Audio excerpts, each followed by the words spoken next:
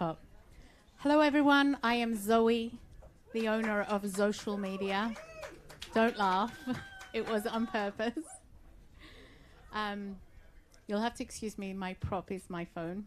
I will use it during the speech. I'll just wait for a few more people. Do you want to just call them in and tell them to come in? Okay. We're here today to talk about social media, organic social media. And people go on social media to build credibility and visibility. That's the two things I always talk about when I talk about social media. This room is filled with amazing marketing people, including agencies, freelancers, companies, B2B tech companies. We've had amazing registration from all kinds of people and companies. And you're all trying to do the same thing. You're trying to get people to hear about you, to see you, to understand what you do, to engage with you. But the sad reality is a lot of us are doing it wrong, unfortunately. And if you think about it, it's not magic. There's this platform, social media platform called Facebook, LinkedIn, Twitter, Instagram, TikTok. It doesn't matter which one. And you put a post up there and hope the right people are going to see it. But unless you're doing the work to get people to see it, they're not going to see it. There isn't any magic. There's no boom. Then what happens is a lot of companies, a lot of people, a lot of employees, they concentrate on posting. So the theme today and what we're trying to evangelize at social media, and why we've brought so many different agencies and people and marketing people here today, is to evangelize that social media is about more than just the post. It's about advocacy. That's getting your employees engaged and involved. The first panel, we will talk with amazing guests from AppsFly. We've got Jonathan Raver, Jonathan Kaftsan from Armo, with amazing case studies of what they're doing. We've got Rachel Zeevi, moderated by Helen Gottstein, and the amazing Eldad Posten-Koren from WIN, are going to talk about thought leadership and subject matter expertise and advocacy and people, because people relate to people. I was going to do a dad joke. My dad's standing at the back of the room. I was going to do a dad joke, but he came late, so I couldn't set him up for it.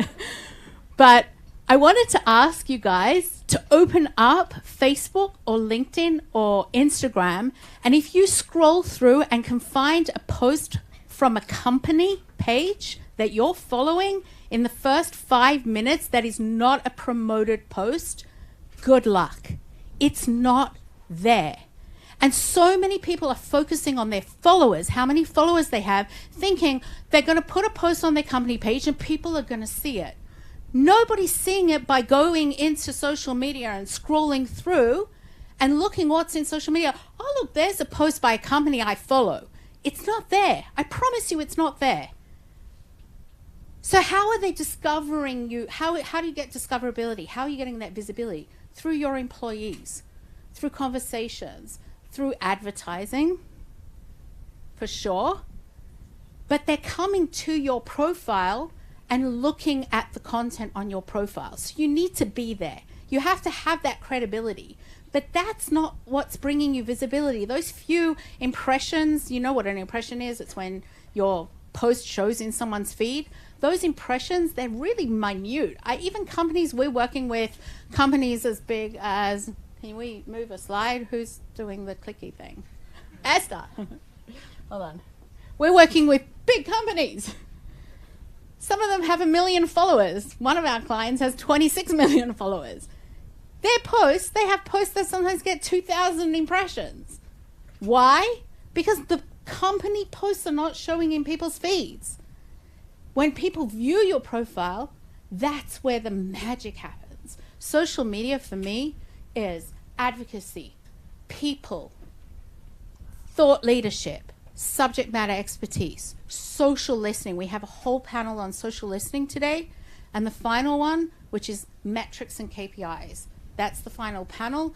to learn what is a KPI, how do you set them, what can you measure, what can't you measure, what should you care about, what shouldn't you care about. And we're finally going to wrap up today with Brian Wallace, our special guest. He's the reason we actually decided to have this event. And he's going to talk about visual storytelling. So thank you very much for joining us here today. I am Zoe, and I hope that the takeaways from today are that you can spend 10 hours on a post. You can have 15 rounds of approvals on it. You can put it up and then have to take it back down again because it's got a mistake in it. But it's not the power of social media. Social media is going to come when you're engaging with communities of people, when you're listening in to the hashtags and the conversations, when you're staying top of mind and having part of that share of voice on social media. That's when the magic happens. When you're in the right time, at the right place, with the right people and the right message, boom, magic. Thank you. Helen. Helen is going to loudly and clearly explain with her panel of experts about thought leadership and advocacy. Helen, please. I'd like to invite my panelists to join me too. Hi everyone, welcome. Come on down. Hey. Should I sit next to you? I'm afraid. Be very afraid. Oh, wow.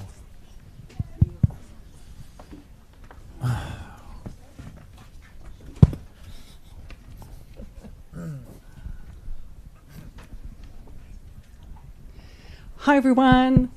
Welcome to the first panel of the social, organic, social, Zoecial media event. Hey! So fun. Okay. Hi everyone. We have now a panel on thought leadership and employee advocacy. My name is Helen Gottstein. I'm the founder of Loud and Clear Training. I get people heard, so we have that in common. And what is going to be your great pleasure today is on the stage here with me is a range of people who represent a completely different points of the spectrum that are all engaging with thought leadership and employee advocacy. We have Rachel Zevi from an enterprise business, NICE. We have Eldad Postan-Koren, the CEO of Win AI, who's the head of a startup that's just out of stealth mode. We have Jonathan Ravet from AppsFlyer, leading 180 employees out of their 1,500 people in a thought leadership program. And we have Jonathan Kafsan, who has some powerful stories to tell about how to get it right after some hard work. And he's the head of VP of Marketing and Business Development at Armo. Boom, shakalaka, it's going to be fabulous. So, Jonathan Ravet, take us away with we're going to open with a couple of definitions. So, Jonathan, what's thought leadership? Let's open there. Hi, everyone. Wow, there's so few of us and so many of you. Thought leadership is basically using your personality reflected in your thoughts, insights, experience, life stories, to lead the conversation. Leading the conversation can be done in a lot of ways. You could do it by running naked down the street, but that's not the way you want to brand yourself. And you could do it on social, using text, using video, using images, and mostly using stories to become interesting, to provoke thought, and to lead the conversation. Thanks. So I think, for me, the key takeaway already is that everybody has a brand. If you take pictures of yourself running down the street naked, as Jonathan perhaps suggests to us, it's going to be also part of your brand, but it may not necessarily make you a thought leader. Thank you for that, Jonathan. Welcome. So can you give us an example? Let's stay with you just for a moment, and let's go with what's the difference between thought leadership and personal branding? Because what you've described about the naked pictures, that's clearly about personal branding. What's the difference? I don't see any difference between thought leadership and personal branding. Thought leadership is the best way to brand yourself as an expert. Create conversations, say what you feel, and just lead with your thoughts. It's exactly what it is. The definition explains itself. So I don't see any difference between personal branding and thought leadership at all. Interesting, because I think there's going to be some people here who are going to challenge that. I see somebody nodding there. We're going to challenge that. We're going to challenge that hard. And we're going to like have dealings with the head of thought leadership at AppsFlyer, so it's going to be interesting over here. The sparks are going to fly. Rachel Zevi, you're a social media manager at NICE, which is an enterprise business. So when you do things bigly. Huge, think large. That's Rachel Zevi. She's like the heavy hitter on our panel over here. So tell us about the other element that we're talking about today, which is employee advocacy. Just sit quietly. You're doing well, Eldad. You're doing well. Tell us about what is employee advocacy. So employee advocacy is when your employees actively promote the company. On social media, it's to their personal networks and to their professional networks. And the beauty of it is that it really has the ability to give so much exposure to the company in a way that's authentic, in a way that creates trust. And it has the ability, it gives employees the opportunity to position themselves as thought leaders. So there's actually a clear relationship between those two things. Fantastic. Okay. So is there a leadership aspect to it, Rachel, would you say? What is, if it's just your personal stories, like how is that helpful for a business the size of an enterprise corporation? How does that help?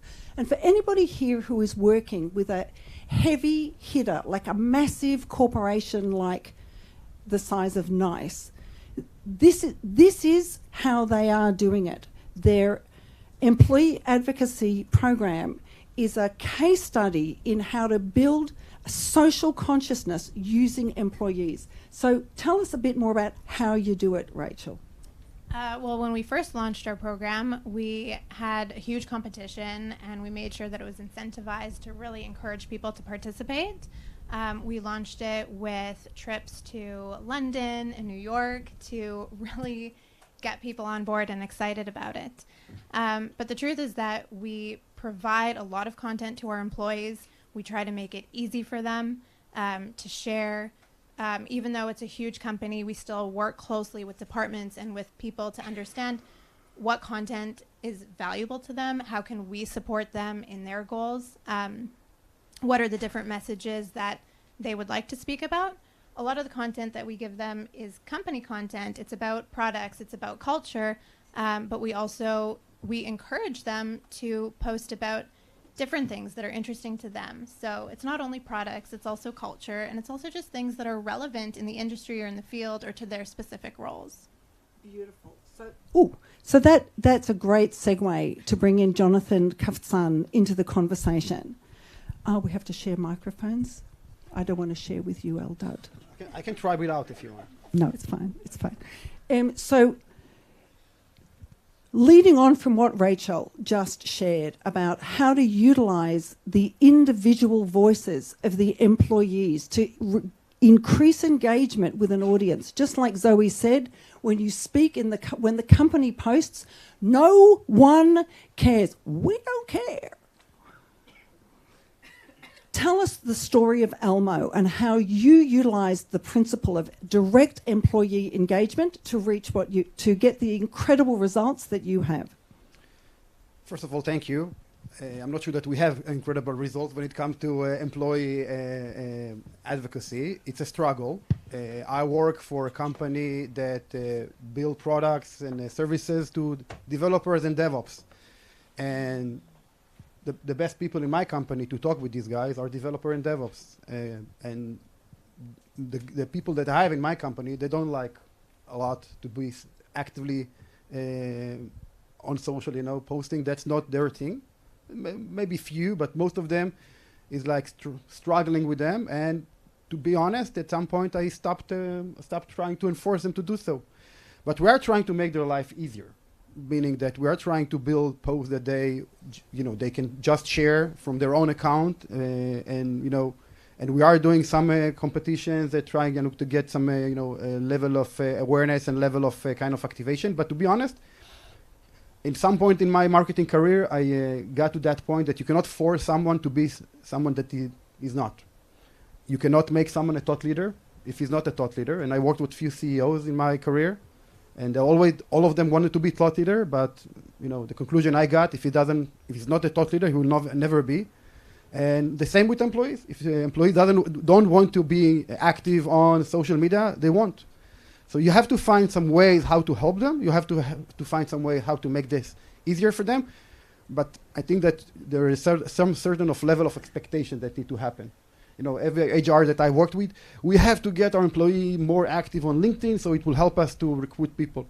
I told them up in advance, it may not happen. Take that into account. We need to be reasonable about what we are asking from them. I hope I didn't. No, it's really party helpful. pooper here or something. No, like it's good. I think it would be helpful for somebody like me who doesn't come from the world that you inhabit to understand a bit more specifically what you mean when you say it worked for us when our people engaged with an authentic voice. Because what I'm hearing from you now is two things. One is you can't force people to post if they don't want to post. Second, not everyone's a thought leader. And now I'm hearing we write the post and ask them to share. So in our preparatory conversation, what I understand really worked for Armo is getting your people, exactly your DevOps people, to engage on Reddit as thought leaders, as people who are sharing open source content in an open source platform and thereby establishing a profile that serves the company branding experience. So I will give you an example what worked well with our employees. What we have done, I took my iPhone, we're a small company. I started at Armo 2 years ago and we were 10 people, now we are 35. I took my iPhone and started to walk in the offices and started to take short videos of them. What are you working on? What is the things that you are working on? We posted on LinkedIn, and these are the type of posts and these are the type of stuff they like to share. Like, hey Moshe, what are you working on? Hey, I'm writing now the new feature for blah blah blah. We posted on that, and then you saw that many and then they came to me, hey, we want to do something similar. So finding those ways, don't send them a white paper or a 1,500 words blog and tell them share that. They won't do that. But finding the things that they like, understand their mentality, where they are, could work. Now we ask about Reddit. We can do a whole panel just on Reddit. I'm not sure how many of you work with Reddit. It's the most violent, toxic, hard platform I've ever dealt with. It can destroy you. Literally, if you do something there which doesn't work according, the Fight Club rules. Now, first rule of Reddit: don't talk about yourself, and if you do it wrong, you can get very bad, marketing out of it. But Reddit is an important platform. It's a very important platform for us because this is where developers and DevOps engage. More than Twitter, but for sure more than LinkedIn, and we had to find ways. So what we did, we hired an agency. Okay, always when you have a problem, find the pros, right, to help you with. And this agency, and I can share the name after if you want, they have a network of people that are active on Reddit. So they help us to promote, and again, we don't promote the company, we don't promote we're not trying to sell ourselves there. We're trying to promote interesting content. For example, in our case, we're a cybersecurity company, CVEs or vulnerabilities, bugs, right? So at the beginning, I shared those posts, and someone wrote to me, you're the VP marketing of the company, you don't know, sorry for my language, shit. That's what he wrote me, and you're trying to sell your company. Okay, so maybe that's not the right way to do so. So we found an agency that someone else promoted that blog about another CV, and it really worked really well. So finding a network that can help you to promote your stuff on Reddit, third party, can really help you to succeed in this platform.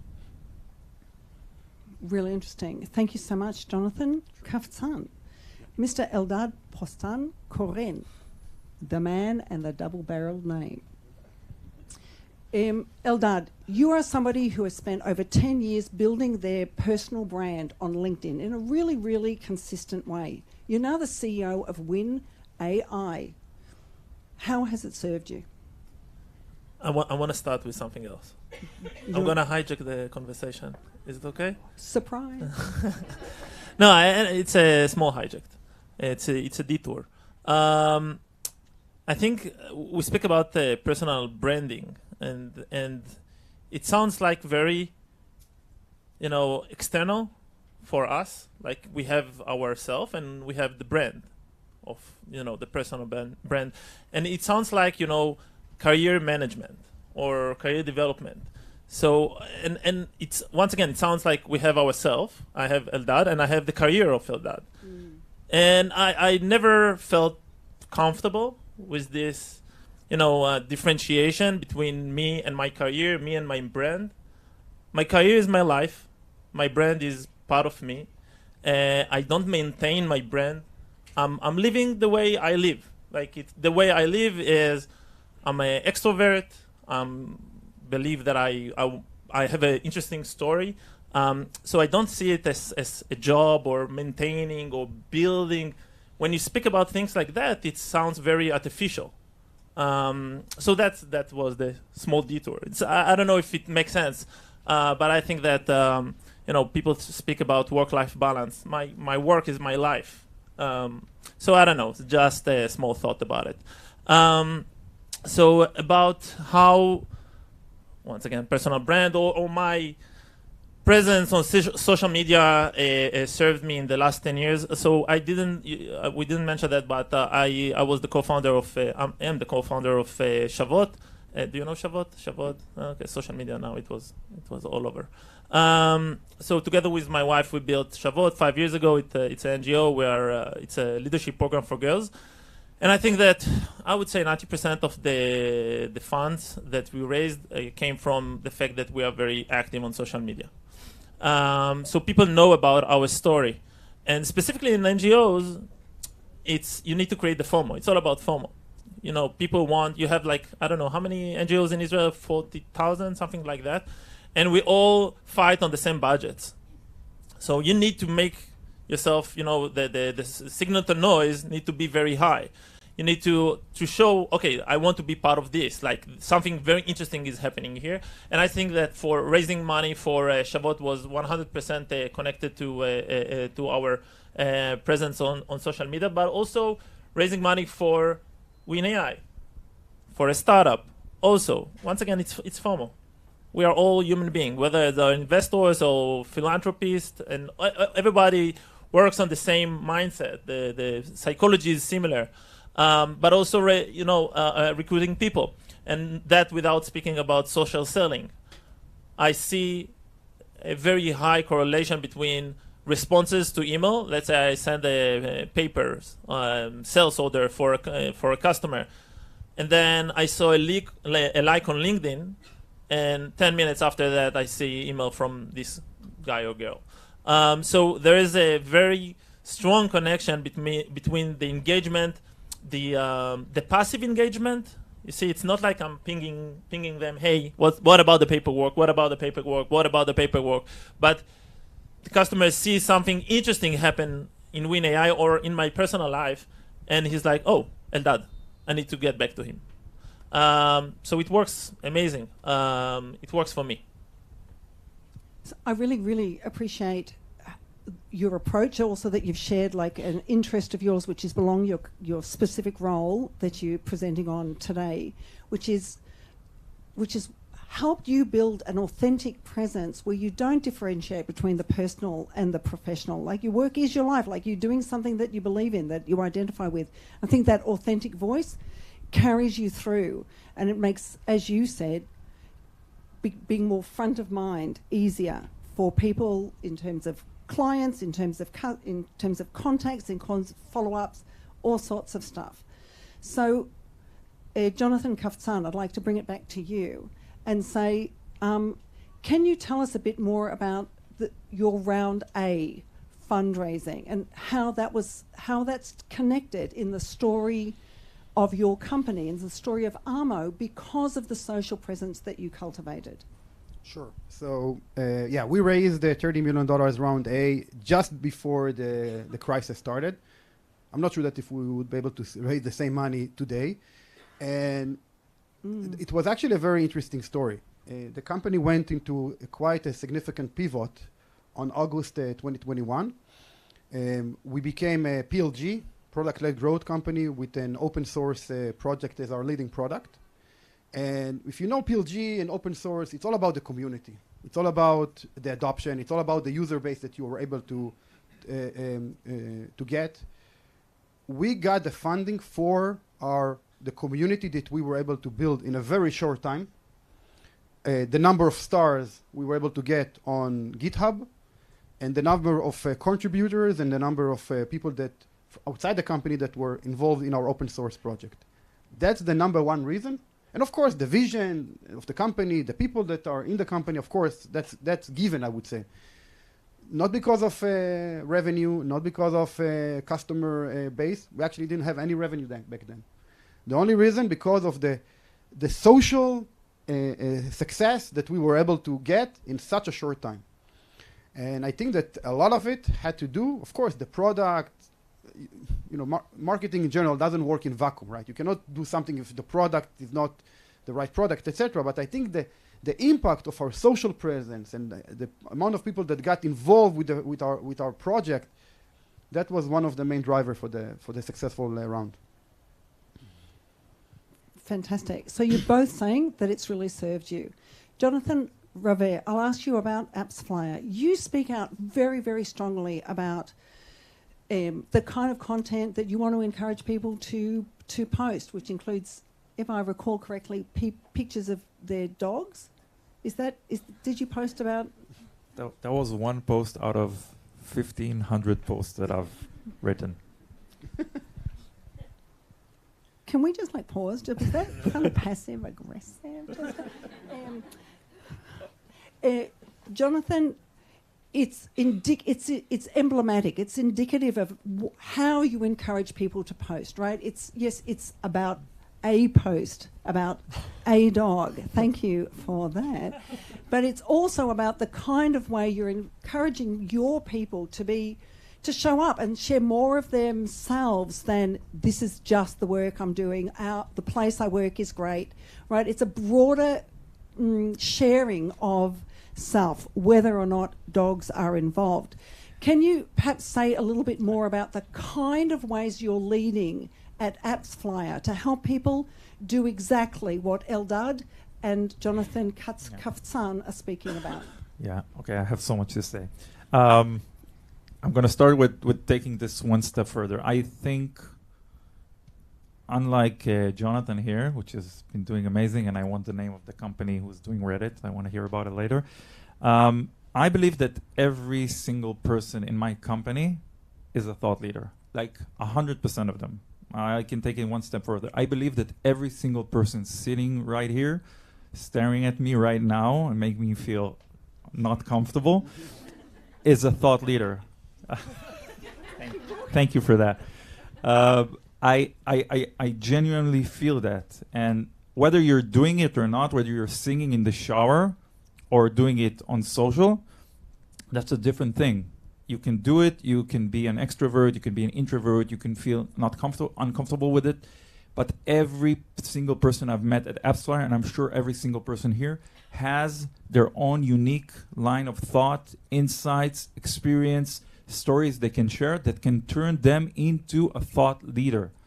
It's in all of us, honestly. It sounds maybe like a cliche, but that kind of ideology that I have has turned me into an open source for each and every person in the company that can approach me and write and share his thoughts on social with my help, just articulating it on a piece of Google Docs. I actually encourage the people that I work with not to talk about AppsFlyer, not to mention AppsFlyer, not to tag AppsFlyer, not to hashtag AppsFlyer, because that's counterproductive if you're doing thought leadership. Thought leadership is never about your company. It's always about some sort of value that you provide for the reader. And once the company is present, it's no longer thought leadership, it's a promotion. So I encourage the employees, I don't always succeed, to be very careful with how they mention AppsFlyer. I'm going to give a short example.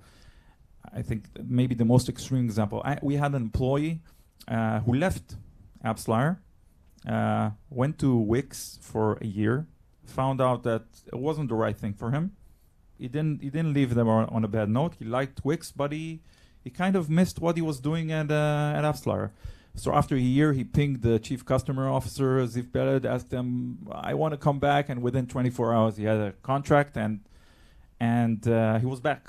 And now he's been with us for, I don't know, a gazillion years, more than I. And he wanted to write a post about it for a long time. And then finally he asked for my help, and I helped him write it. And AppsFlyer doesn't appear in the post, even though it's about AppsFlyer. It appears in the beginning. The first sentence is, I left AppsFlyer. That's it. Then all the rest was about his personal journey and about doing what you love. And it's not mentioning AppsFlyer. It went ballistic. It got 500,000 impressions. One of the best, like in terms of distribution, the most viral I've ever been involved in writing. And it doesn't mention AppsFlyer. But it's about AppsFlyer. It doesn't need to mention the fact that AppsFlyer is a great company and it's great working here. No. Just by saying what he said about his personal journey makes others feel that it's a great company, and that's all we want. So my advice is to anyone involved in thought leadership, put the company aside, let them feel it, and don't hand them over on a plate. Can I add? No. Okay. No, sorry. Okay. Afterwards. Now she's being passive aggressive. Yeah. You notice Tomorrow. Shall we just derail just for a moment? Jonathan Revet, that was assertive. Thank you. You're welcome. Okay. And back to business. Rachel, Yeah. I would love it if you could share with us all how NICE is doing the kind of support and encouragement that Jonathan Revet referred to just now. Yeah, I also want to say that I can relate to what Jonathan, right? Yes. What both of them were saying.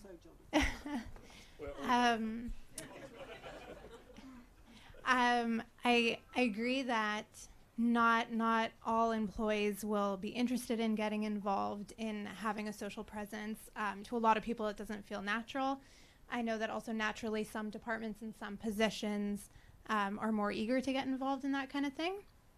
So now I lost my train of thought. I was looked like at Jen there, asking I about looked into like your pretty eyes. support, like support for people. Yeah. How you help make it easy. Like it's one of the principles that you shared, moving people from being involved in a like employee branding exercise, employee advocacy, to thought leadership or brand ambassadors. Like, how do you make it easy is what I'm asking. Right. So I think that's the key. Not everybody will want to, but once we do make it easy and accessible, we also offer training for employees. So I think that's kind of the first step, right? There's there's different phases. A program, like, it will naturally evolve, and so we start by making it easy. We have a page where people can access. We have a platform where people can see posts and access posts. And then the next step is to train them to actually, and NICE is a huge company, so we do, ongoing training for people, and work with different departments to understand how they can then take the content that we provide and make it their own. How they can relate to the content, how they can put it in their own voice, and develop from there. Really interesting. Eldad, you wanted to share. Thank you so much. First of all, I need to tell Jonathan, he doesn't know, but you wrote something on Mabat Tafkid long time ago, like 2 years ago, 3 years ago. I have it on my, I share it with new employees about thought leadership, why it's important, and so I till today I use it. Thank you. But I going back to what I said before, I think that sometimes when you say thought leadership, it sounds huge. You know, it sounds something like Martin Luther King, Steve Jobs. And when you try to simplify it to say everyone has a story to tell, not because all of us are snowflakes, and we are snowflakes, but because everyone has his own or her own journey. And when you speak about that, and when you try to take it from the Martin Luther King style to the everyone has a story, I think it's easier to engage people with. Like, share your story. You don't need to be the smartest person about DevOps on earth, but you have an interesting story, and people want to hear the story. And I think that one of the challenges with employee engagement is some people tell themselves, my story is not interesting. And I think that every story is interesting. Now, you need to build it well. You need to help them with shaping it. You need maybe visual, but every story is interesting. And I think this is the mission of Jonathan, to bring the story of each one of them to the front, and help them to make it happen. So maybe sometime to speak about things in different way maybe will help them to engage. So I want to ask. I think differently, I have to say. Hofshi. If you want to fire it up a little bit. Yalla. Yalla. Thought leadership is not, well, it is, but there is a difference in storytelling, right? Someone writing a post about his career move, it's a nice story, and he can do it well, and if he works for an HR service company, maybe it's a thought leader because he's talking about a career move and HR related topics. For me, a thought leader has to have some context into the domain, the market, the industry that you are in, right? For me, a thought leader, and again, matter of definition, it has to be about having a different perspective about the market, about the trends, about the industry, and maybe even becoming a little bit provocative if you want to kind of to get people kind of, understand, share, engage with what you're saying. Again, a matter of definition, right? Again, if I would write a post about my career change or something like that, I'm not sure that I would be considered thought leader in the DevOps developer security industry, at least the way I see it, right? So I think that there should be some matter of definition. Everyone has a story to tell. I'm doing CrossFit. I'm fanatic about CrossFit. I can tell you stories about CrossFit. Am I a thought leader in the DevOps and developer security company because I have a great story about CrossFit? I'm not sure. Can I add something? So I think when I look at our employee advocacy program, I also I think we encourage people to share a mix of content specifically for that reason. Some of it is going to be about their career journey. Some of it's going to be about things that they like or just news that they find interesting. But of course, we do want employees to take pride in where they work and what they do, and communicate company messages, but in a way that speaks to them, in a way that's relevant to them and their role. I want to share. Yeah, please. I want to because share. I just want to sharpen the point here because there's a little distraction. I just want to sharpen the point. You're saying we make the links between our employee statements in public and the brand the house they're working in. We make that link explicit. Jonathan Kaftzan has shared. What has really worked for our people is footage of them talking about something they're working on that they connect with. I would consider that to be a thought leadership. But I'm just going to stay with from my point right now, which is under the broad umbrella of thought leadership and employee advocacy, which is where we're all sitting right now. How do you build the link to the brand? Jonathan Ravet, you've got a different position, which is kind of what Perry in Nalefka calls the long game. There's the short game. It's a promotion. The long game, broad connection, is what you're describing. Yeah, but more than that, I think telling your story isn't necessarily about telling your story in the personal vertical. It could be the business side. I'm going to share an example now. One of my personal favorite, post out of the 1,500 that I've written. A product manager of ours 2 years ago walked out of his building, and he saw the front door of the building was open. Someone put the mattress just to make the door not close. So he went to his neighbor who did this and told him, why are you doing this? Like, if you want to keep the door open, you can use this small hinge in the door to the lobby that makes you not have to use the code. So the neighbor tells him, this isn't what I wanted to do. I wanted to actually leave the door open so the air would come out and there'll be circulation of air because of Corona, etc. That's a story it's a story that's relatable to anyone. The conclusion is product managers should talk to customers. That's the conclusion. We always assume we know what the customers want and need, but we don't. We need to talk to them face to face and actually, or Zoom to Zoom, and actually understand what they want. We can't always assume. And it's a simple story about life that resonates with a very clear business conclusion in his vertical, which is product management. And it went extremely, extremely, extremely well because everyone can relate. So that's the kind of stories that can happen in so many ways that resonate with the business conclusion, with branding, not just employer brand, right? It's I'm great as an employee, or I work for a great place, but I understand how my role should be played. Thank you so much. So I would like to take us to the dark side right now. And Jonathan Kaftzan, you spoke about the dark side of Reddit, and you gave us an example of some of the toxic messages that you had to contend with there.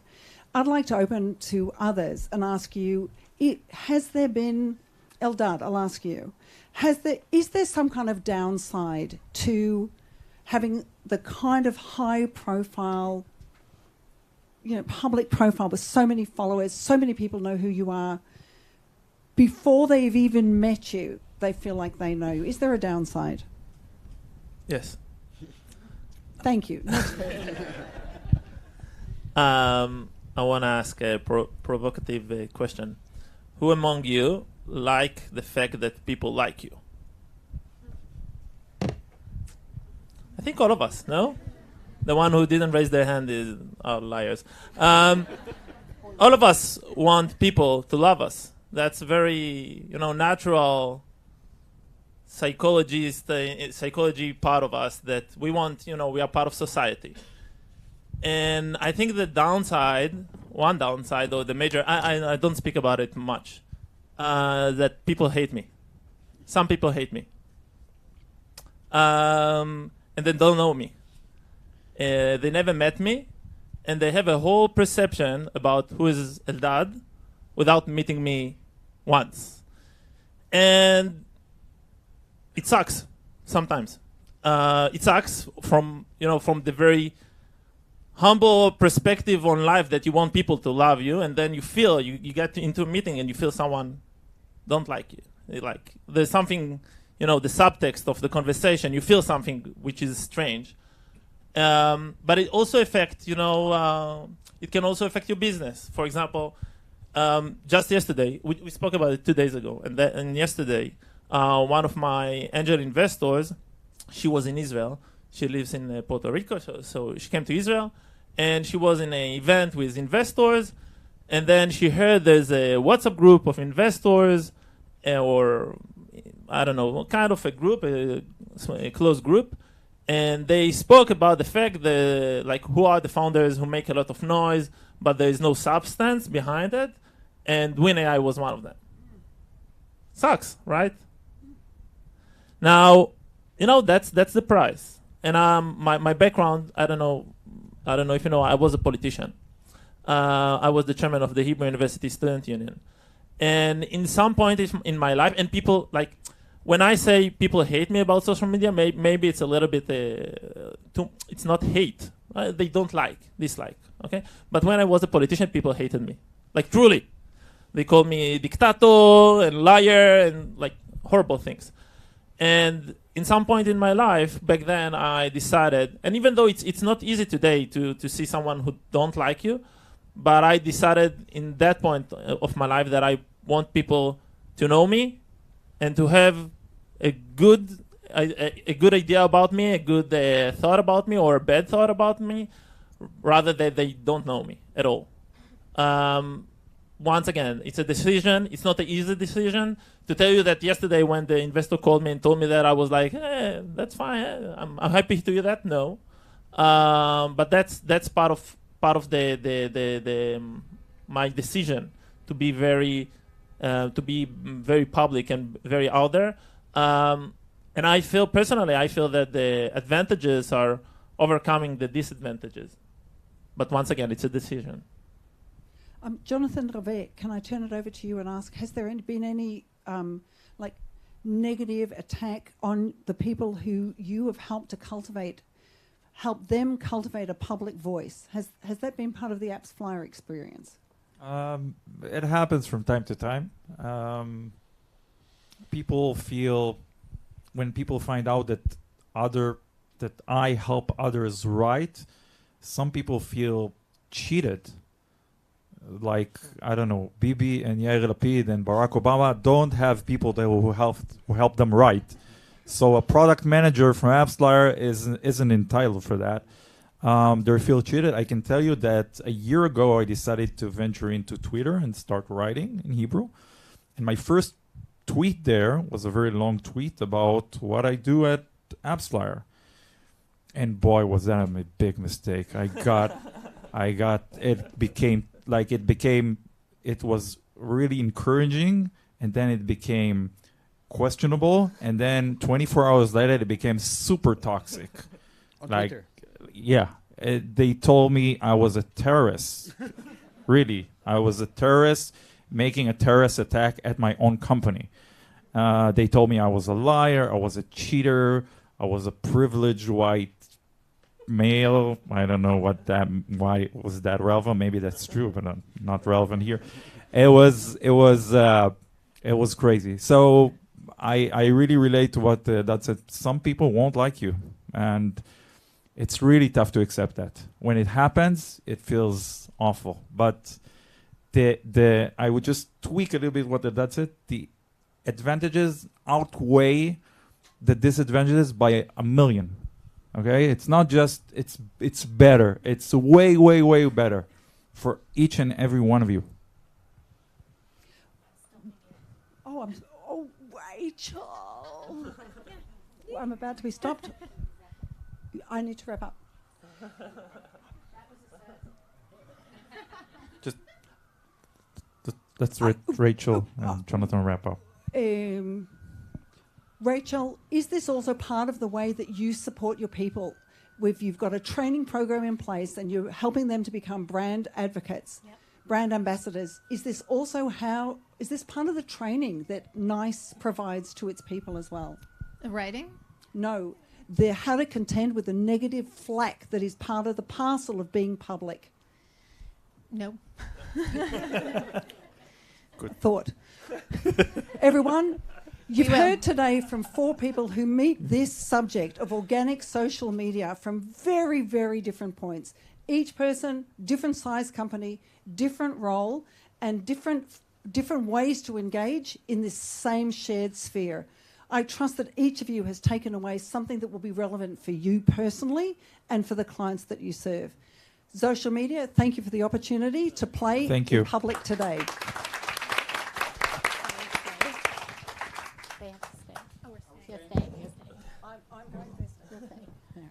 Thank you very much, everyone. So, go up on the stage. Okay. I have something to say to Eldad. Where are you? I want to speak to your investor because I want to tell you a story, a very quick story about Eldad. We work with a lot of startups that come out of stealth mode right through to their A round, C round. I've never seen a startup grow so quickly on any social platform as I've seen WinAI when we launched. We started working with you, I think, 3 days before they came out of stealth mode. Within a week, they had 1,000 followers on LinkedIn. Unheard of. And it is all due to him being too noisy on social media. And if you think that personal brand building and expertise, and I know there was a bit of contention here about thought leadership, but it starts with sharing your expertise. It starts with sharing your experience and that storytelling. Then you have a chance to be a thought leader. And once you hit that thought leadership status, which is, I think, what Jonathan Ravert was trying to say, everybody can be a thought leader. But you will never get there if you don't start somewhere. And I always joke that personal experience isn't, and sharing your personal story isn't telling people you have an ingrown toenail. It's sharing your professional brand.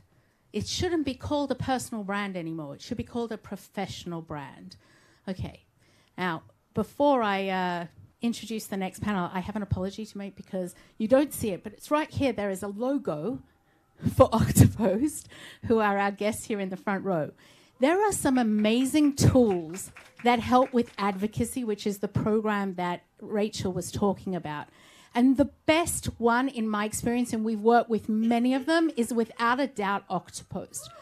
And one of the questions that Rachel was challenged with is that authentication, that authentic voice. And there's a feature in Octopost where an employee can actually put their own content into Octopost, then share it to their own network of people, and they're connected to all the right people within their industry. And then the company can measure the success of that content.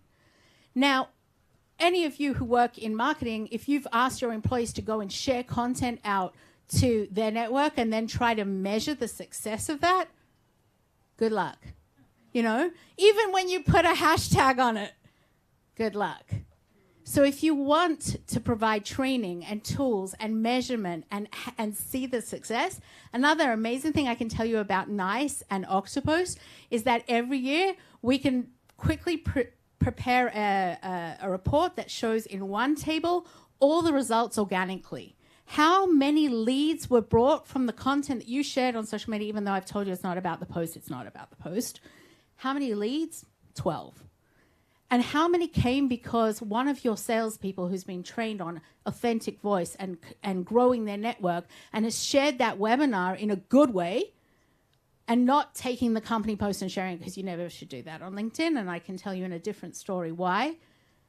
And 47 leads have come through into your pipeline. That's called social selling. And the tool that allows you to do that is an advocacy tool. So advocacy and people can really work. And although I agree with the panelists, it shouldn't be, here's the company webinar, click here and register. There are much more creative and exciting ways to do that organically. Providing them the training, the tools will help you do that. We're not going to take questions at this point. We're going to introduce the next panel, but we will have some questions later on. So with no further ado, we've invited Rachel and Jonathan to stay up on stage because in the theme of people and people, Aliza is going to take over the panel, and Mordechai is going to join us from Ericsson and talk about community and social listening. For those of you that don't know, they're going to talk about what does that mean, how do you do it, what are the challenges, how have they done it, if they have done it, and this is the next element of people and people. I have one. Oh, you've got one.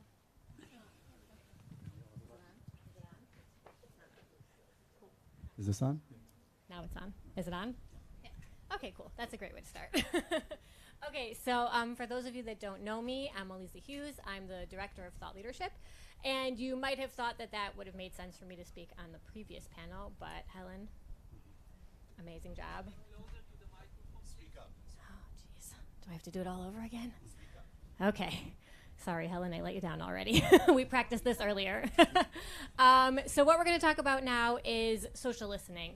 And social listening is the act of actually going beyond the post. In the previous panel, they talked about, how they get themselves out there with posting. But now we're going to talk about what else are you doing as a company, actually, not as a person necessarily, but obviously companies are made up of people. But how is a company actually going out there and engaging with their potential customers and with their investors and with the journalists and with analysts and anybody who might actually be interested in the company.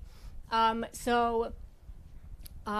guess Mordechai, Sure. do you want to just introduce yourself Sure. first, before we get started? Hi, everyone. Mordechai Holtz. I'm the social media strategist at Ericsson Global, meaning I'm in charge of the social media strategy for all of the branded Ericsson pages around the world.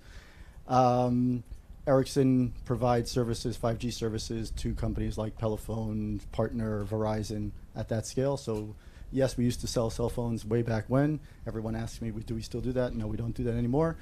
And that's actually one of the topics I can talk about later about why social selling or how social listening and or Reddit could be toxic. We'll talk about that later. That being said, I just want to make an important distinction between social listening and social monitoring.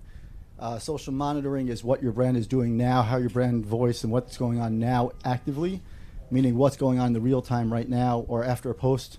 That's monitoring. Social listening is what happens before the post that even happens, meaning way before you want the post. An example, Ericsson is about to we're about to launch a campaign in the next couple of weeks that is about a thought leadership campaign about what's going to happen in 2030, 2035, 2040. And we have certain topics that we'd like to talk about or what we think we should talk about. So we're now doing, our social listening team is now listening to the chatter, what's conversations across social, across journalists and publications and everything like that online, what's being said about it, who the thought leaders are, who are the influencers, what are they saying, what are they not saying. That report comes to us. Then we just start to create the content. We're talking about 6 weeks to 2 months out before the content is actually activated. So we're listening to now versus monitoring was once we've activated what's being said, how is going said. An example, another just quick example, then I'll let everyone else speak. At Mobile World Congress last year, which is the largest conference for the mobile tech industry. I know AppsFlyer was there a couple of years ago. I only know because I got a pair of socks from them when I was there.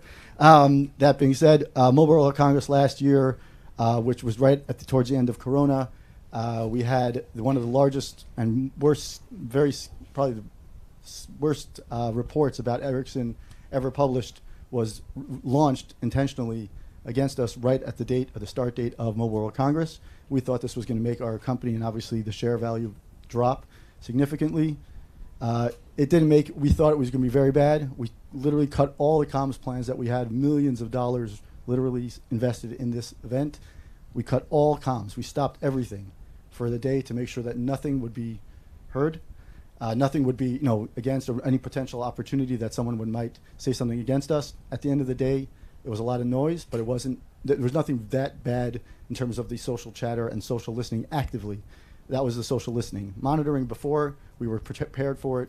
We had a whole plan of what to do, how to do it, what to do in case of a whole crisis comms.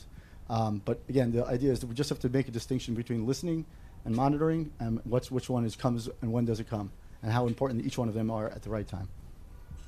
Wow, that's awesome. Thank you. So I actually have a question, and Jonathan and Rachel, I want to get to you guys too. I'm just curious. Do you have the same people who are doing the social listening and the social monitoring? How does that kind of break down? Well, Ericsson is a unique beast. Again, we're like a company that's massive, and it's I don't even look at it B2C, B2B. I look at it as even bigger than that because of the way the size and scale and across the world.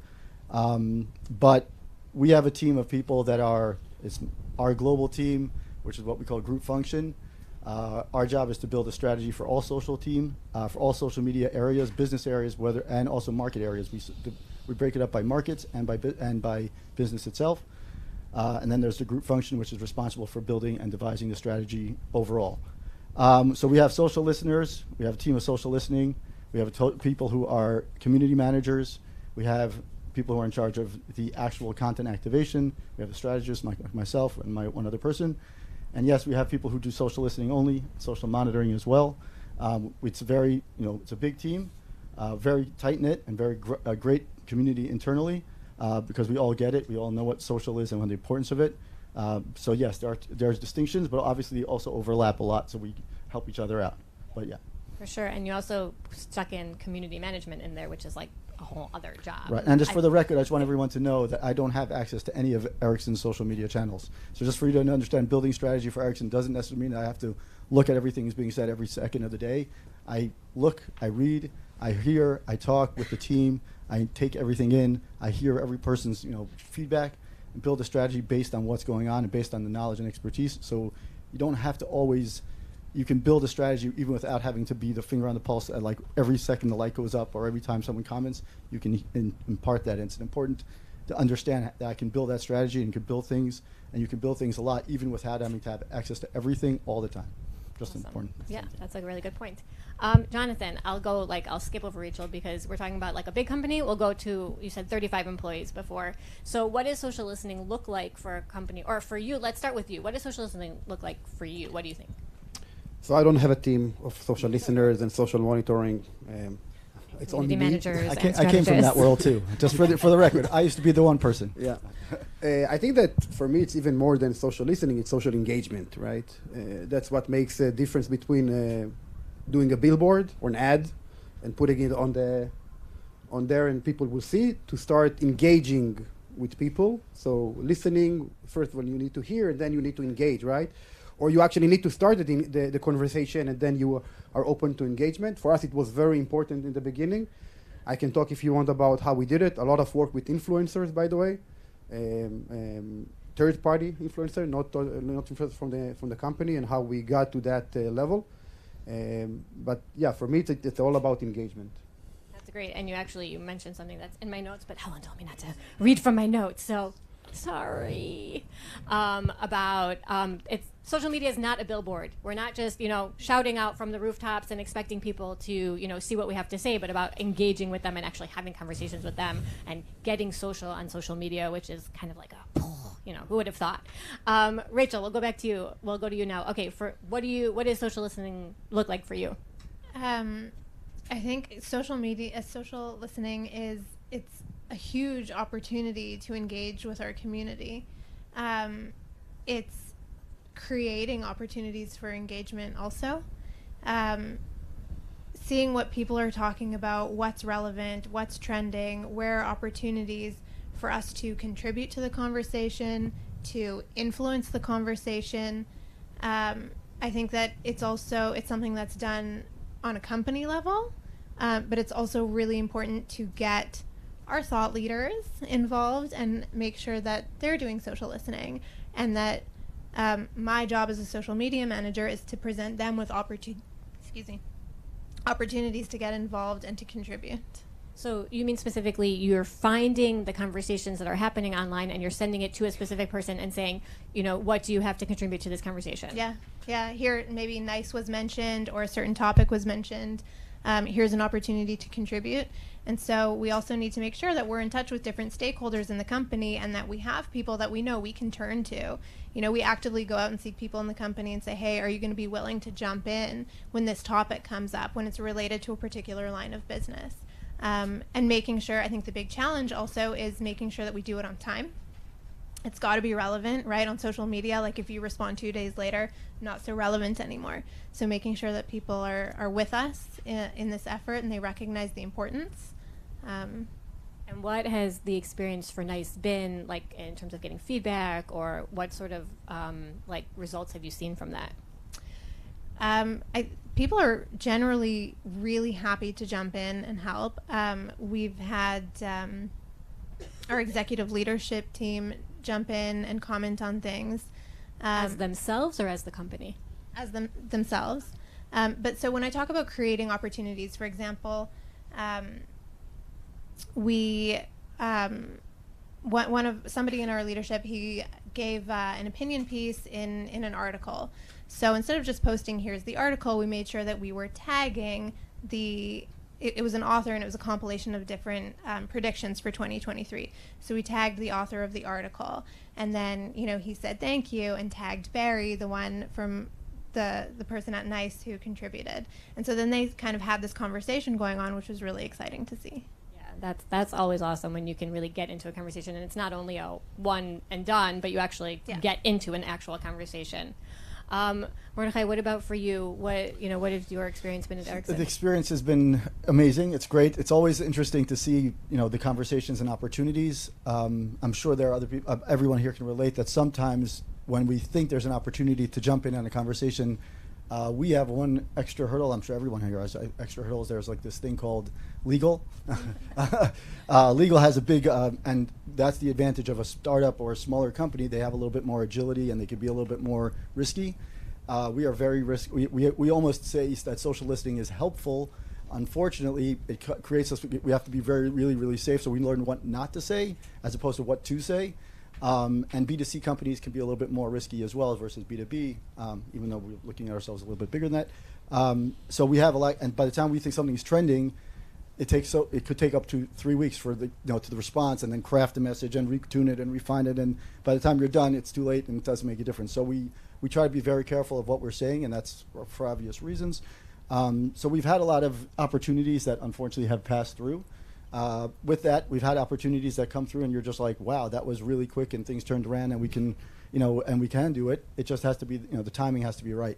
But with companies that are especially public to the traded ones that have, that impact literally the world, then you have to make sure that the legal and all the compliance components of it are as well, are there. I just want to add something to that. I think it's also, there's all kinds of things that we need to be really careful of. We need to know what to say and what not to.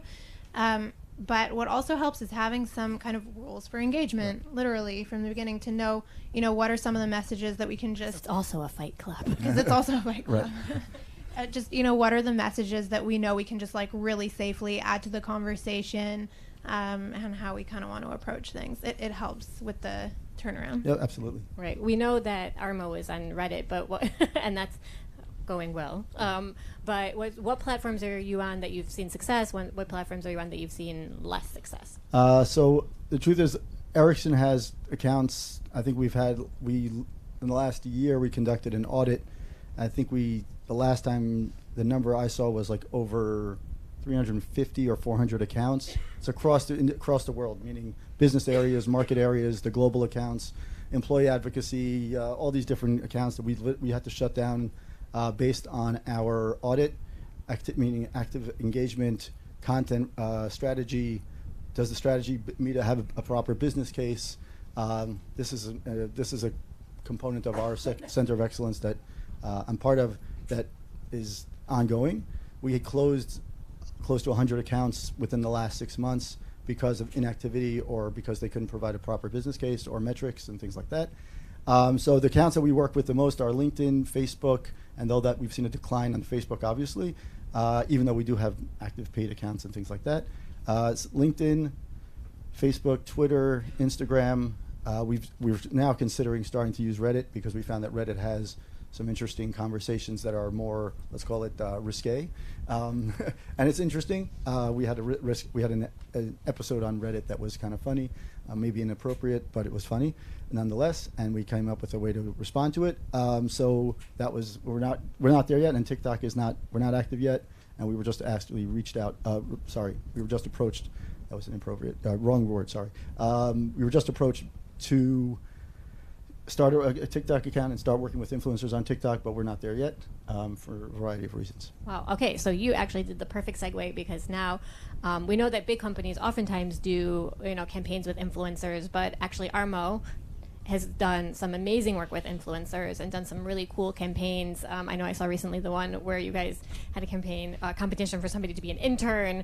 I should have applied to that one, but I already have a job. So anyway, Jonathan, can you please tell us about that? Yeah, so a little bit of context. As I mentioned, we work in a very interesting market. In this market, there are some people, influencers, thought leader, whatever you want to call them, that they post content, kind of how-to guides, tutorials, etc. And for us, it was very important to engage with these people. First of all, so they will know us, maybe create even content about what we do. But then it actually evolved, and it became a real partnership. So it's actually the previous slide. It was there was a person called Kunal. This guy was a student in university, and he had a network of followers of hundreds of thousands of people. He was like posting videos and content about DevOps, developers, how to code with Python, etc. And I started to talk with him, right? You don't go to these people like, and hey, I'm from Armo, you need to post something about our product. You need to start, like, I like your content, I think you're doing a great job. How can I help you? And we started to work with him. And at some point, I realized that in order to kind of leverage what this guy is actually sitting on, we need to start doing joint activities together. So for the first thing we did a competition. He posted on his network that everyone that will write a blog about Kubernetes security, and you may use also Kubescape, will get into a competition, and the first 20 will get something, and we are the sponsor of it. We got more than 50 different blogs that people write about Kubernetes security, and they mention Kubescape, for example. Then it actually evolved, and we started what we call an open source festival, and the first person that contribute code to our open source project, we actually offered him to come to become an intern in our company, and maybe even offer him a job offer. Actually just got a note from our developers today that they are very happy with him. So what I'm trying to say that influencers are great because you get immediate access to a huge network of people that you don't have. So it's a great channel, it's a great source, but the way to do it is actually to look at them as partners, right? Not as a channel, not as, okay, you need to do something for me, but how we can do this thing together. So finding those campaigns, competitions together can really help us, and we got enormous impact from that. To that point, if you guys know GitHub a little bit, GitHub is the platform for developers. There is something that is called the trending list in GitHub. We made that trending list few times, and that's a big thing in our world because of working with these guys. Because we got so much impact, so many stars, so much engagement that we made that list, and that's a big thing for a company like ours. Yeah, and back to the other slide. I don't know if you guys saw it before. Amr, you don't have so many followers on Twitter. I think but each one is it's solid, of exactly. course. It's the quality, not the quantity. But Nahon, but exactly, and then you're getting so many views because of the social engagement and the working with influencers. And I think it's important to note that we're not talking about like the Nas Dailies of the world. We're talking about somebody very specific in your industry who's also engaging with the community, and by teaming up and together you're engaging with a community, you're actually bringing that much more and power. what's interesting about these guys, they actually work for other companies. They don't do that for that's not their main living. So this guy works for other company. So it's called, if you know, this role is called developer relationship, developer advocate. So this is what they do, and it's part of their job to work with other companies like ours. So it's a very interesting dynamics. It's an interesting industry that I'm dealing with. I'll also add one thing that you said, which I thought was interesting, is that when you said when you reached out to him, you didn't hey, I'm from Armo. You actually, did thought leadership as part of engagement by just reaching out to him and talking, engaging him in a story that you guys could have shared together and, go from there.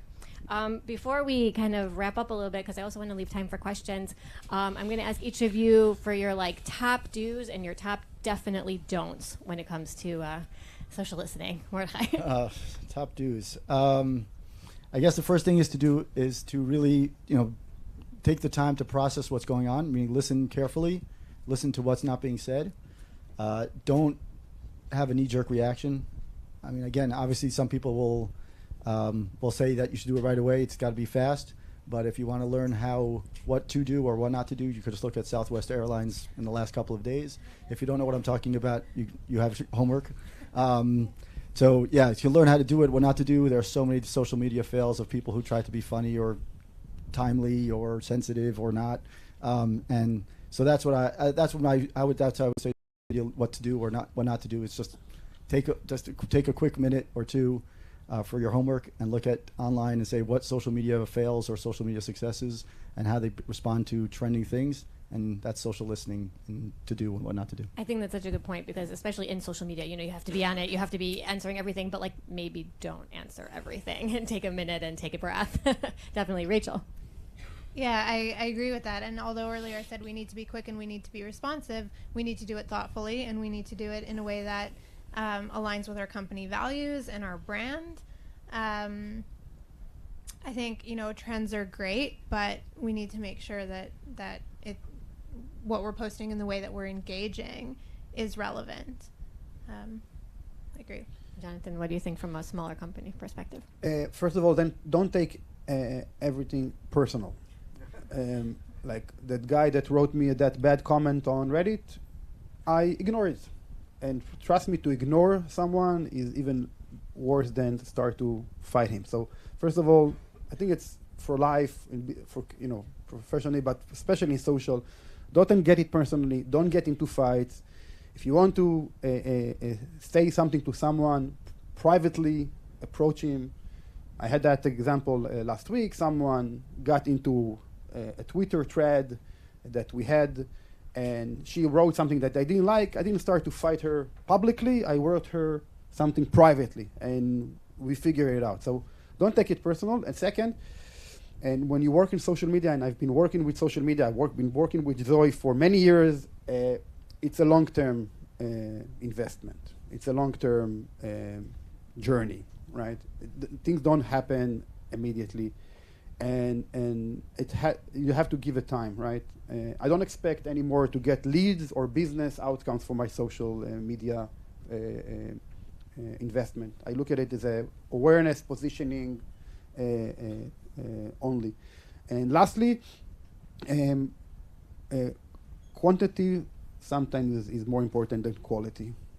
I know that I'm kind of contradicting myself sometimes, but be out there, talk about stuff, even if it's not 100%, if it's not the best thing you ever wrote, even if it's not, just be there and talk about stuff and be kind of keep that velocity is even more important than have the Nobel Prize blog that you write every quarter that will not get you. Like, you need to keep that momentum, keep like every week, every 2 weeks to say something about social media much more, but when you write blogs, but the velocity, the quantity is sometimes even more important than quality.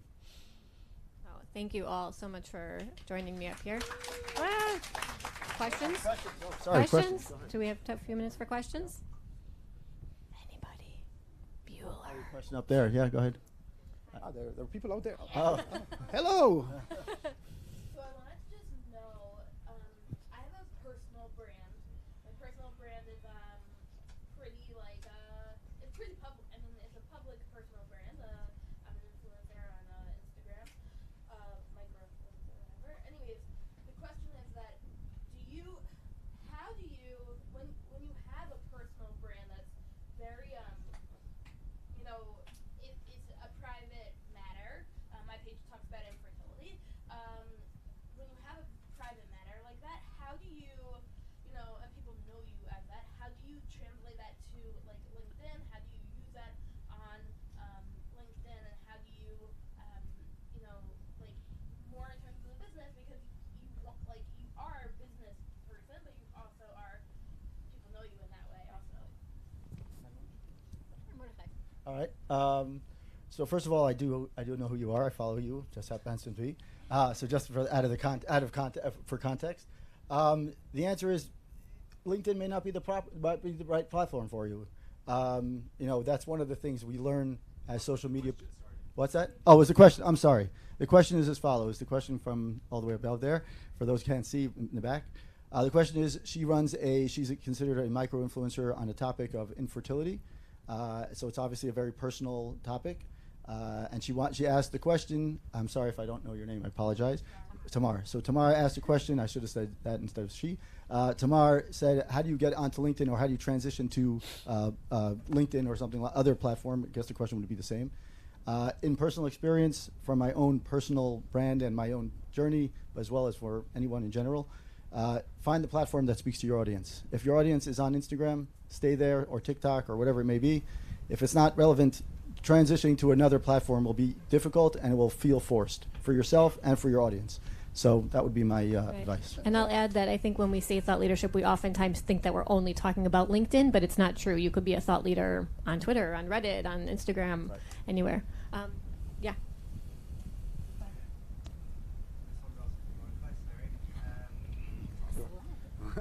So when you're speaking about a B2C, B2B company, it's pretty obvious what the goal of this community building and social listening is.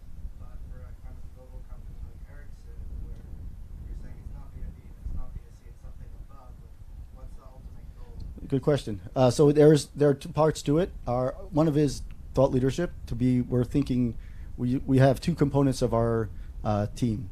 One team is creating the content for now, meaning what is Ericsson doing the next 3 to 5 years, 5G, things like that. And before I scare you, I'll mention another word. I'm part of the campaign that's called VIL, which is Vision Industry Leadership, which is building what are we building, what is Ericsson involved in, and how are we contributing to 7 to 10, 20 years from now. And there's a thing called 6G. So people, if you don't know what 5G is, I assure you 6G is scary. So for that component, so the answer is there's several things. What's the goal of social media for Ericsson? One of them is for the business units. It's to provide business and social selling and all the names and terms that we've mentioned. We have that as part of our engine and our toolbox. For us as a global team, it's to provide strategy, but more importantly it's also to provide access to what we do and how we do it and shape our conversations. So it's not about generating links to a specific article necessarily. It's about awareness, like you said, brand building, reputation. Those are the things that we do. That's the goals that we have. So there are different kind of goals. They're a little bit fine-tuner. It's not like a B2C where you're trying to make that sale. B2B where you're trying to make sure that your company knows that you can build a business. Our business units build B2B components. Our job is a little bit above that. Yeah. Questions for Rachel. You mentioned company values before. How do you convey your company values to your employees to make sure that they're really expressing themselves through the company's values and expressing the way you want them? Yeah, well, I think the company values are communicated across a lot of different channels and in different activities that the company does. But when we talk about it in the context of social media and the messages that we put out there, the messages kind of repeat themselves. And so an example is, I mean, we talk a lot about innovation. And when it comes to company culture, for example, we have this really great program called Code Coda, where NICE trains teenage girls in technology and STEM to expose them to the world of STEM and encourages them to learn. So that's a huge value that I think so many people across the company connect to. So company culture, and just by providing content and putting things out there and by the words that we use, that's really how we communicate. And then the social listening bit comes in, where we also follow what our employees are, what are they sharing, what resonates with them, and it kind of creates this story and this ecosystem of people who are sharing things and communicating in a way that aligns with our brand. So, yeah, I'm going to wrap it up. You guys have been on the stage a long time. Coffee break now? Cookies? Zoe has things to say. I have things to say. First of all, thank you very much to Jonathan and Rachel. We've been working as an agency with Rachel and NICE for 7 years. They're our longest client. We talk about the long game. That is probably our biggest one. And what's interesting to me when I came up with the theme of this, that it's more than just the post, is NICE is embracing very much what else should we be doing on social media that isn't just the post, through advocacy, through and ramping it up all the time because they identify, even as a leading enterprise company on the Gartner #1 position, how many years in a row now? I can't even remember. Yeah. They still need to be out there, and they still need to have that community and that engagement with customers. You know, Coca-Cola still advertise Coca-Cola, even though everybody knows about Coca-Cola. So thank you very much to our panelists for this. Please don't disappear. We're going to have a short 10-minute break. Grab a drink. There's some cupcakes out there. When we come back, I think it's probably one of the most important panels because we're going to be talking about metrics. What should you be measuring? How do you measure? What is a metric? How do you set KPIs? Led by the amazing team at Octopus. So please come back for that. And then there is also lunch after the last speaker. So please don't disappear. Have a quick 10-minute break and come back.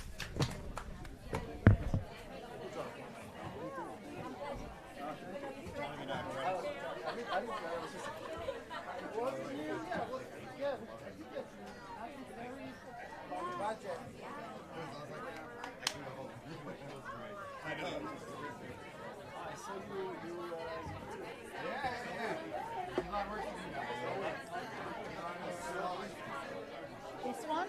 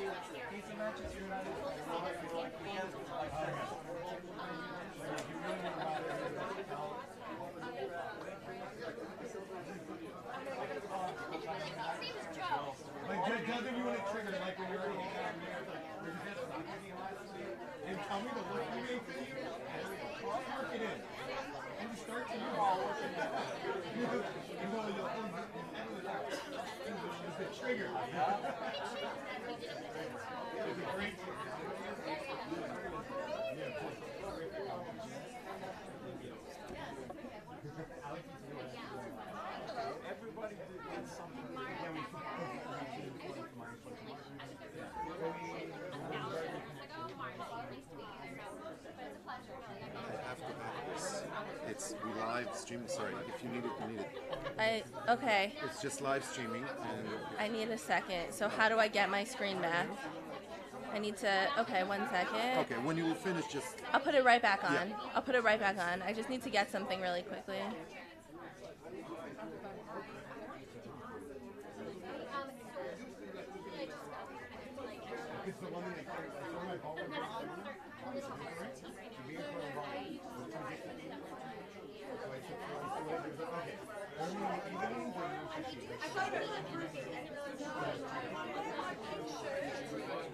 I did. It doesn't matter. I don't know. I have a story ready for you. So my team here, I yell at like five flights on my second floor. You met them. I yelled at you. She's now crying. Why is it all got it? So years ago when we started our team, we had Reddit share one of the test events. So they shared it with thought leadership and thought leadership, right? Right. Thought leadership, no one gave them a hard time. This is what they did. They took the link of Cypress and they started a new thread of 130 comments trying to say, what is this tracking?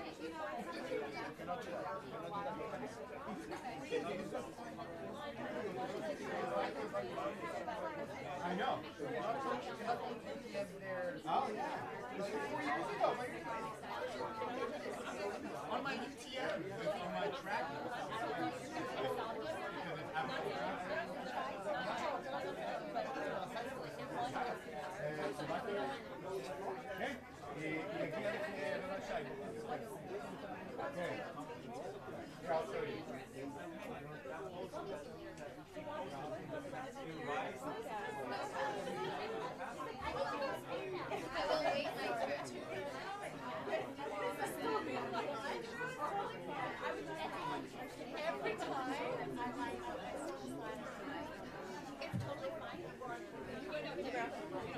Okay.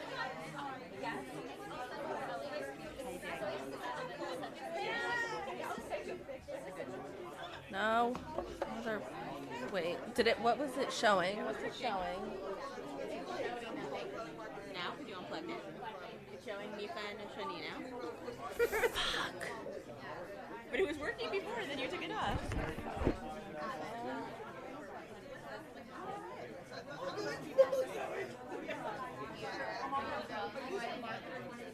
I need it to be on this slide. I need it to present.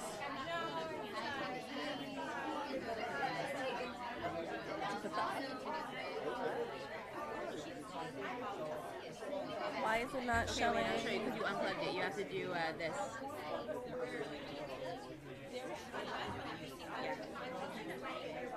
That's when you want it to be. This one? Yeah. No. So press pause. No. I'm just gonna do this. But is it? It's not on play, is it? No. We'll find out in a second. You're doing great, buddy.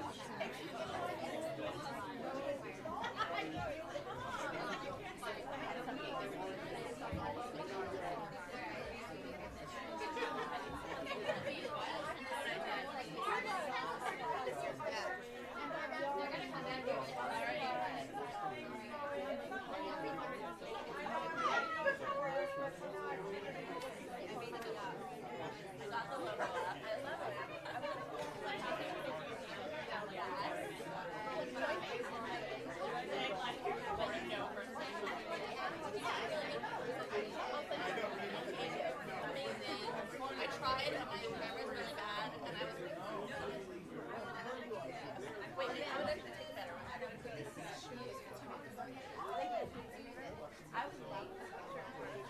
Yes!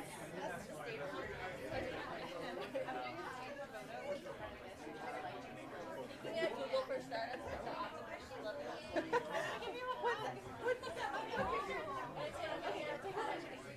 Oh, wait.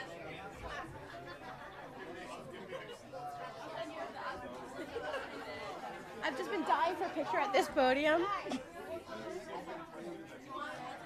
Can you get one? Thank you. I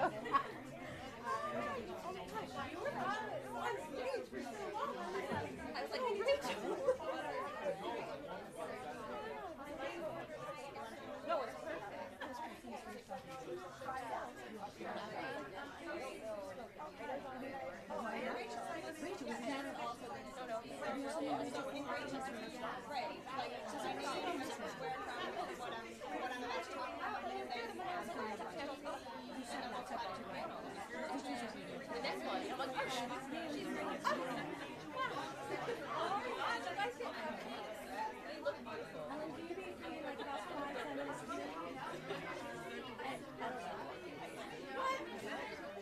I don't think they're that great. Yeah, they're not that exciting.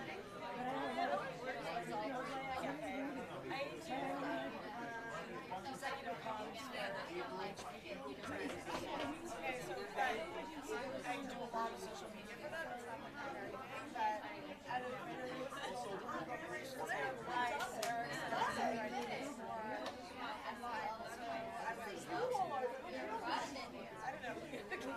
Hear your thoughts. I heard your thoughts. Great. Connect with them. I don't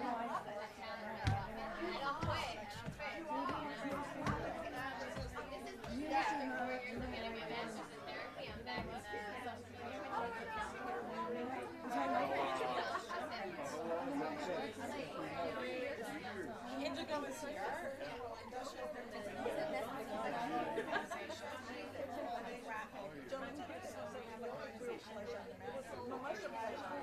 It was on their model. I thought, deep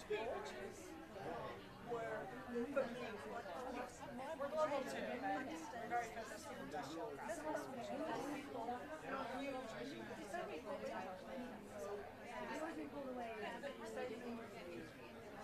really? With the doormat. Look at how adorable. Oh, see that? Concrete. That's how I do it. So, where I go away, I love working just here.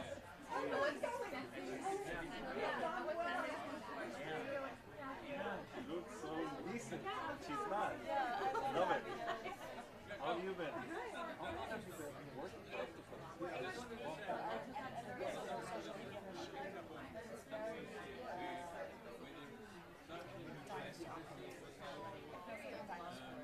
No, I have a lot of friends do whatever I want. But sometimes, you know, I try to now across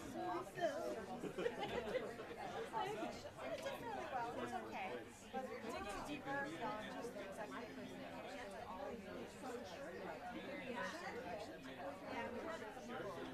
And now I am in a contract.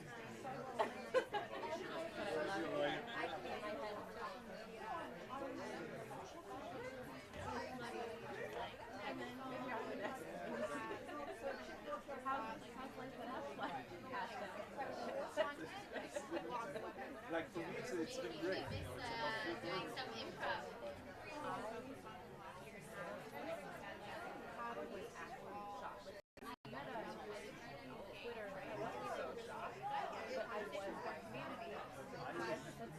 I was there yesterday recording podcast for Salesforce. They have their own Hebrew Salesforce podcast. So they were invited. An hour later, she said they should have waited an hour because an hour after you left, we got the message now. It was a crazy sale. you know, a huge page, very dinosaur. This is actually a executive conference. It's like 10,000 people. how to engage a stakeholder. No, you get scared. Look, we're not laying off anyone for now. We're hiring and still people are arrested. And you see it all around. Right? So, what's better? I think personally, it's not the beginning. It's not the beginning. It's going to end. Whatever happens later, I just don't know if it's going to happen. It's going to end. End. But we're not in the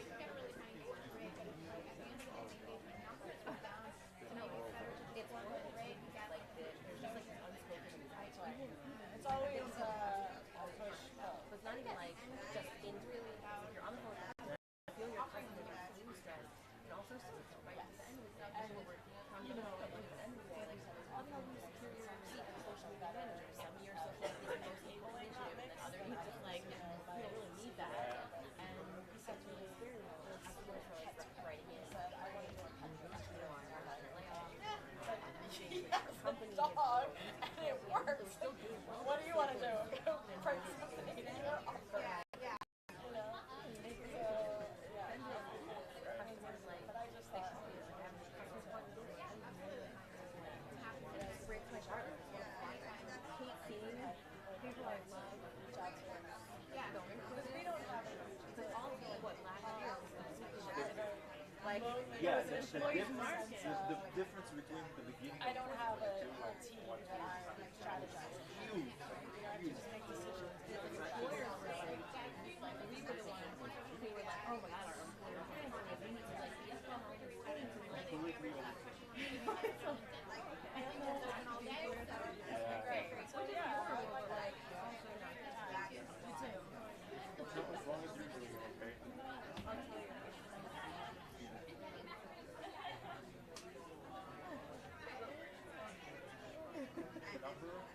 Number two? I mean, if we're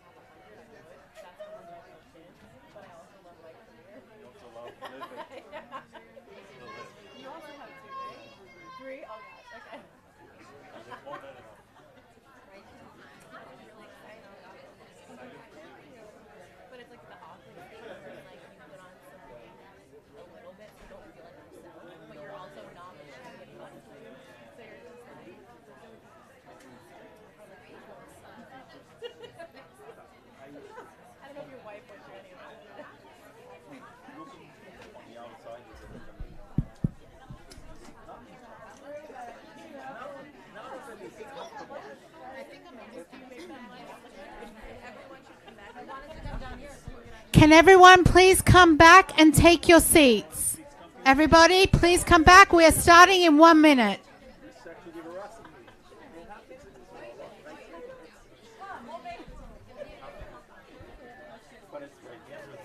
Okay, I'm going. Are you leaving me? No,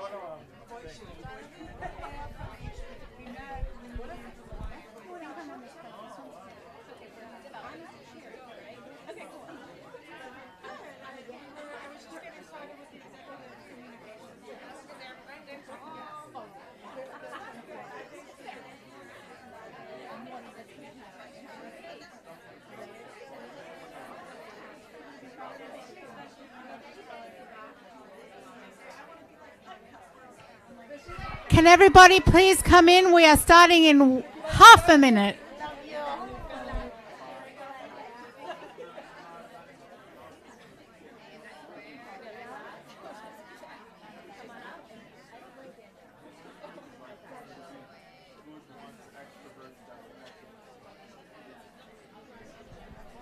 Okay, we are going to start. Anyone who's still having a cupcake will miss out. Jonathan, Leah, take your seats.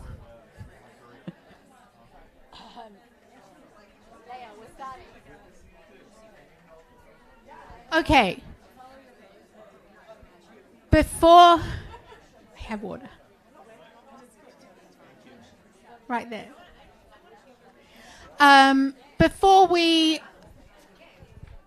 get to our keynote speaker, Brian, we have one final panel, which I mentioned before the break, is about metrics. I'd like to introduce Jen Gutman from Octopost and invite to the stage Daniela. And I'm also joining this panel, and we're going to talk about KPIs. And Liad, oh, sorry. No, you have to introduce Liad and Liad. So I'll do the honor. Liad is one of the co-founders of Octopost and the masterminds behind the Octopost platform leading the product team. So he's definitely a treat to have on the panel. Should we go ahead and start, or is it people still rolling in? All right, cool. All right. Good? It's just the phone. All right, so this panel specifically is about the topic of measuring social media, KPIs, and growth metrics, which any of you working in social media probably are already rolling eyes or pulling hair out, because at the end of the day, what we're seeing at Octopost is a lot of times that social media managers, social media professionals, even marketing teams, directors who are owning social have a really hard time earning a seat at the strategy table, because it's extremely difficult to prove what social media and the impact of social media is having on the bottom line of the business. And the great thing about social media is that there's a million different things you can measure. The worst part about social media is that there's a million things you can measure, right? So when you come to your executives or when you come to your organization and you need to speak the same language as the CEO, as the board members, right? What language do you need to be speaking? And what I'm seeing is a lot of times when social media managers come to me and say, Jen, how can I prove value? How can I impact the organization? What metrics do I need to be looking at as a social media manager to prove my worth, to keep my job, right? Especially in this climate. What do I need to be looking at? Here's what I'm presenting. And what I'm seeing is a lot of times the metrics and the KPIs and the analytics that social media managers are bringing to the table, they're not exactly impressive, or they don't know how to translate those metrics into business value. So therefore, the executive leadership team often doesn't think social media deserves that seat.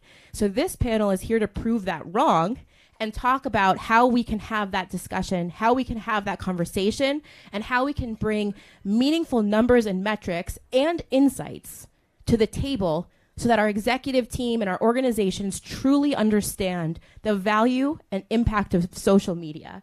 So here we go. So my first question, I'm going to throw out to the whole panel. Whoever wants to answer first, feel free.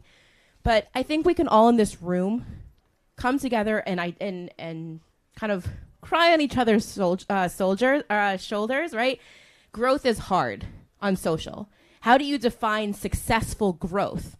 If you go from 0 to 100 followers, 0 to 1,000 followers, or 1 to 20 followers, which one is the most successful?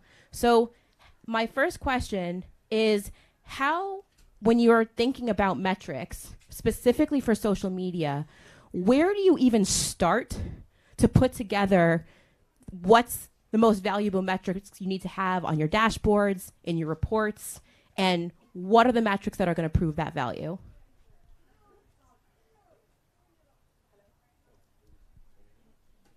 Hello. Okay, hi everyone. My name is Daniela Moraine-Barr, the CEO of Inspired Marketing, and I think that what you're actually explaining, it's a real challenge, okay? It's a challenge today because there's so many different channels that are, and budgets that we're fighting for in the discussion in the marketing departments.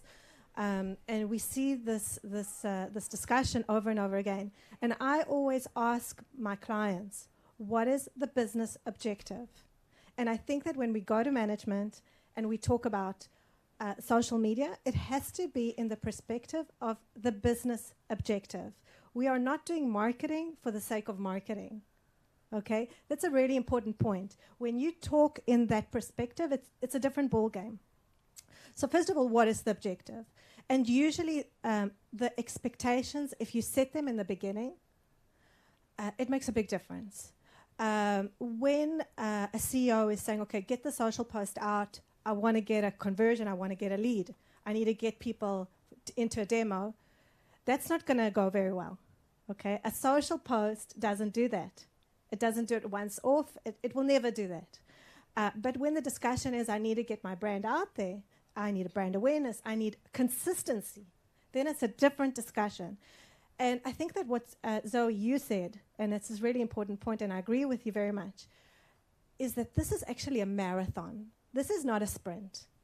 And when you go into a management meeting and you talk about KPIs, the understanding that this is a channel that needs to be invested over 6 months at least in order to see some kind of impact, that's a real conversation. If management is talking about 3 months, 2 posts, 1 month, that's not going to go very well. There's no agency, there's no thought leader that can promise you results in a sprint. Don't believe them. Again, going back to KPIs, measurements. I think that when we talk about company and we talk about personal profiles, it's two different things. Company pages with a very small following, a brand, a startup brand that's just starting out, it's going to be very difficult to get the first followers. And usually the first followers will be the CEO's best friends, okay, the employees. And then you're going to get like feedback from the management saying, hey, but these are just my employees. Yes, that's okay. That's fine. That's the beginning of all of this. And so it's all very relative, okay? When you talk about a big brand, yes, 10% every month on growth, on followers is very nice. It's a very nice KPI. Maybe even I'm exaggerating. Maybe you have something 1%. to say. 1%? What? 1%. What did you say? 1%. 1%. Wow, whoa, whoa. Okay, okay. And then over an annual, what would you say? Growth. Okay. Okay. Then also, when looking at KPIs, I think it's also very important to see overall health. Okay, comparing month to month won't give you a lot of understanding. Okay, of what's going on, because there'll be certain months where you have lots of events, and then you'll see huge amounts of engagements, but less clicks to your website. Of course, we didn't share the link to the website, so of course we're not going to get traffic to the website. So that also gives you an indication of what content is being put out there and how it affects the KPI. I think that the most important thing that I learned this year, maybe I'm talking too much, tell me, is engagement. Engagement is the most important. I want to just ask one question here when you say engagement, because I have a theory on this, but I want to like throw it out there. So you say engagement, right? And we're looking at engagement, and we want to define engagement as. How do you define engagement? Engagement is okay. It's wonderful. Comments are like it's great. That's so you're amazing. seeing it as comments only? No, I see it as comments. I see it as likes. I see it as any kind of. It's not an observer. Let's put it this way. Anything that is not an observer, it's an interaction. It's very important. It shows if the content is doing what it's supposed to do. Okay. And then I just want to take a step, right? So you look at the engagement, because the way I see for social media managers, there's two metrics to kind of benchmark, and so you can keep me honest here. I know this is your forte, but there's two benchmarks. There's your impressions, which is like your overall reach, and then there's the engagements. And what I usually do is look at them side by side, right? And I would say the best months are when I see impressions and engagements going up at the same time. And the worst months are when one is going down and one is going up. And then you try to have to figure out what type of content you're going to create to try to make them both going up again. And I think that's half the battle of social. But when you're looking at would engagements be, that's what you're looking at, and then you drill down, like how, because right, an engagement tells you very little, just looking at engagements. So how do you drill down into being able to understand that metric to know how to make decisions on social media for that next step? So I don't have to introduce myself. I'd like to go back a step before I answer that to talk about content, because so many people get obsessed with the numbers. That's why there's a term for it. It's called vanity metrics. In data we trust. So, and we've worked with client after client where they're like obsessive about followers. Bad idea. Obsessive about the engagements. They want their content to be the most engaging, and they're forgetting that it might not even yet be seen by people. And if you put so much effort into that post to get it engaging, it can disappoint you. And it then becomes very hard to prove ROI, and you obsess over the month, and the quarter over the quarter. And what we've learned to do, particularly in the last year, is to define rather content pillars of educating your market, warming it up, keeping them aware of how you're going to solve their problem, not just talking about who you are and what you do. How do you solve their problem?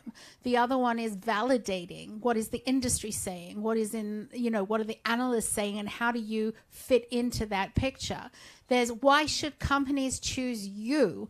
And if you consistently focus on that, instead of how many engagements, and yes, the engagements drive more visibility, drive more reach, but you focus on meeting your content pillars, what starts to happen is you see growth. That's where growth starts to come. And when people ask me, well, what's the KPI? I hate it. It's a dirty word.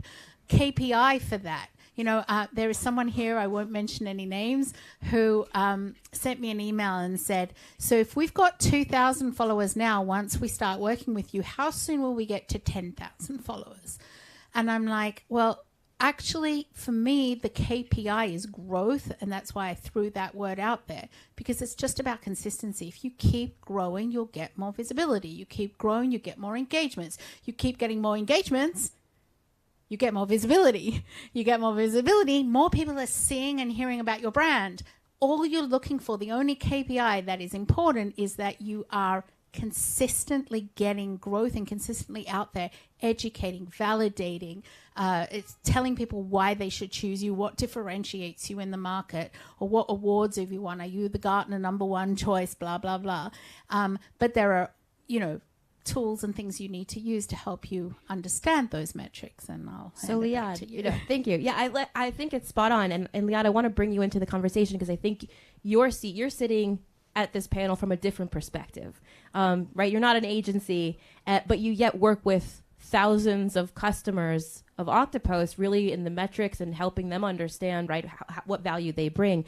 Where do you see the biggest challenges for B2B marketers who are creating content and then required to deliver those insights? And what do you see from where you sit as kind of the most important metrics? Maybe what kind of conversations do we need to reframe or have for social media managers to help them prove their value? Okay, good question. I'll start by saying that I'm very much agree with what Danielle just Liad. Daniela.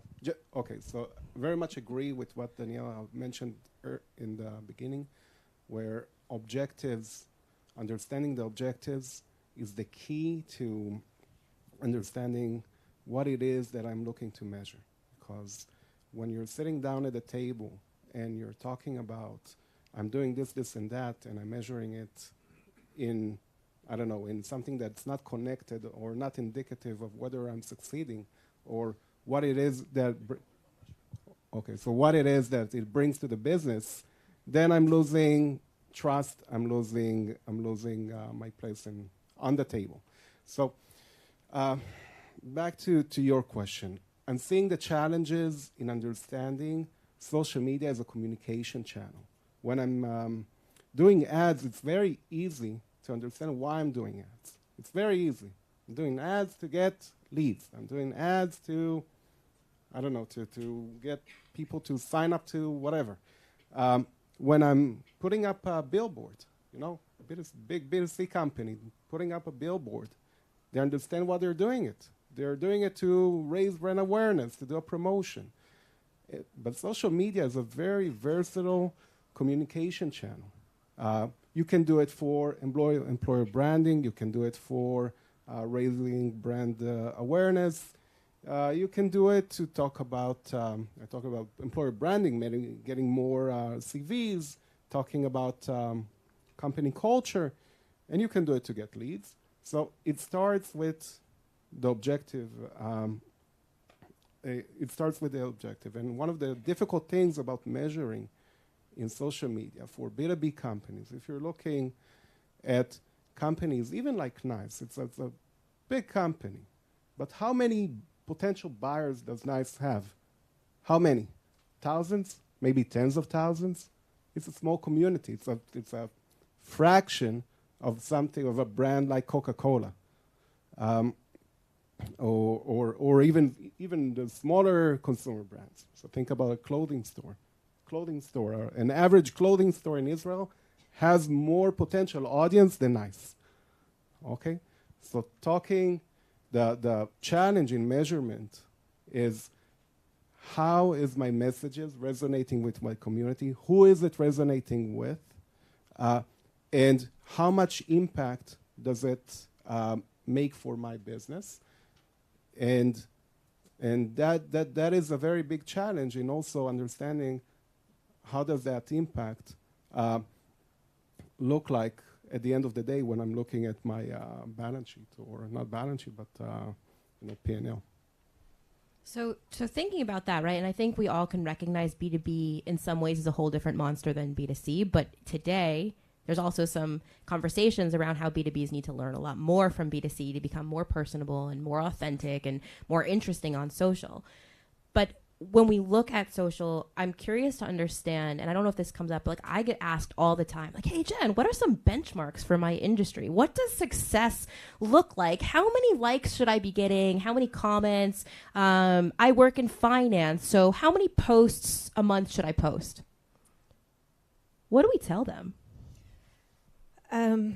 It's actually changing all the time, I have to say, and the algorithm is changing. And I think that what is relevant for one company is not relevant for another company, especially in B2B. That's not part of the discussion.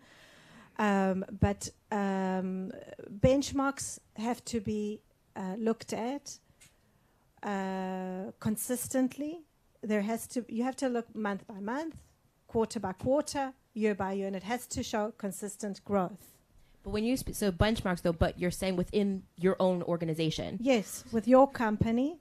Of course, LinkedIn gives you the competitor analysis. You can take a look. You can see what's happening with the competitors. It doesn't tell you if it's only organic. It could be also manipulated by. But if you look in all of you know this, in the LinkedIn you can see the competition. You can see what's going on there. I think that our biggest challenge as social media managers is that those platforms are changing. And they're changing drastically.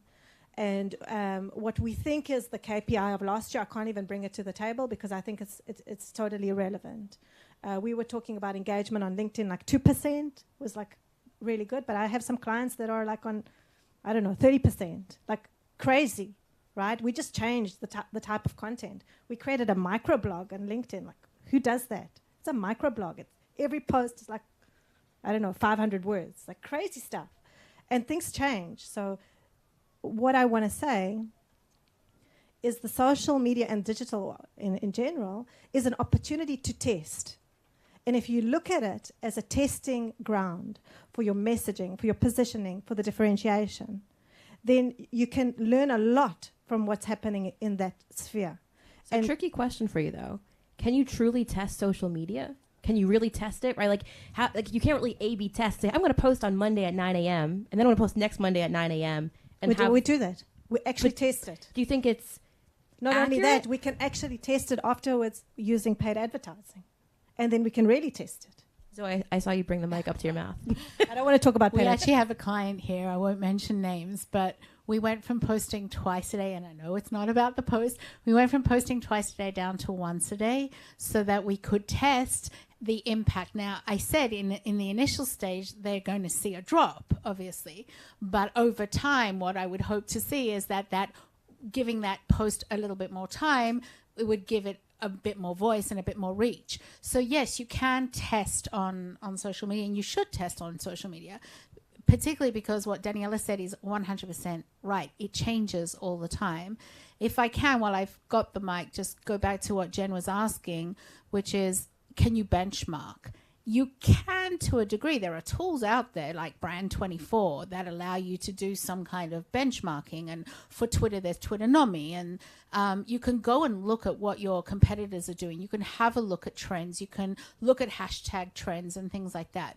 But I always try and educate that C-level to stop thinking like that and to understand, going back to what I said before, when you change the vernacular of how you measure success on social media and you make them think the way that you are thinking about social media, it becomes much easier to show success and to tie it back into business goals. So, we often get clients that come to us and they want the full suite of social media services, which is what we've been talking about today, advocacy and social listening and blah, blah, blah. And then we pitch them the budget and they're like, okay, we can't do that. So we're just going to have posting. Okay, but where's my 10,000 followers? Well, you're not going to get them if you're not also doing social listening and advocacy. So the benchmarks need to align with what you're doing on social media.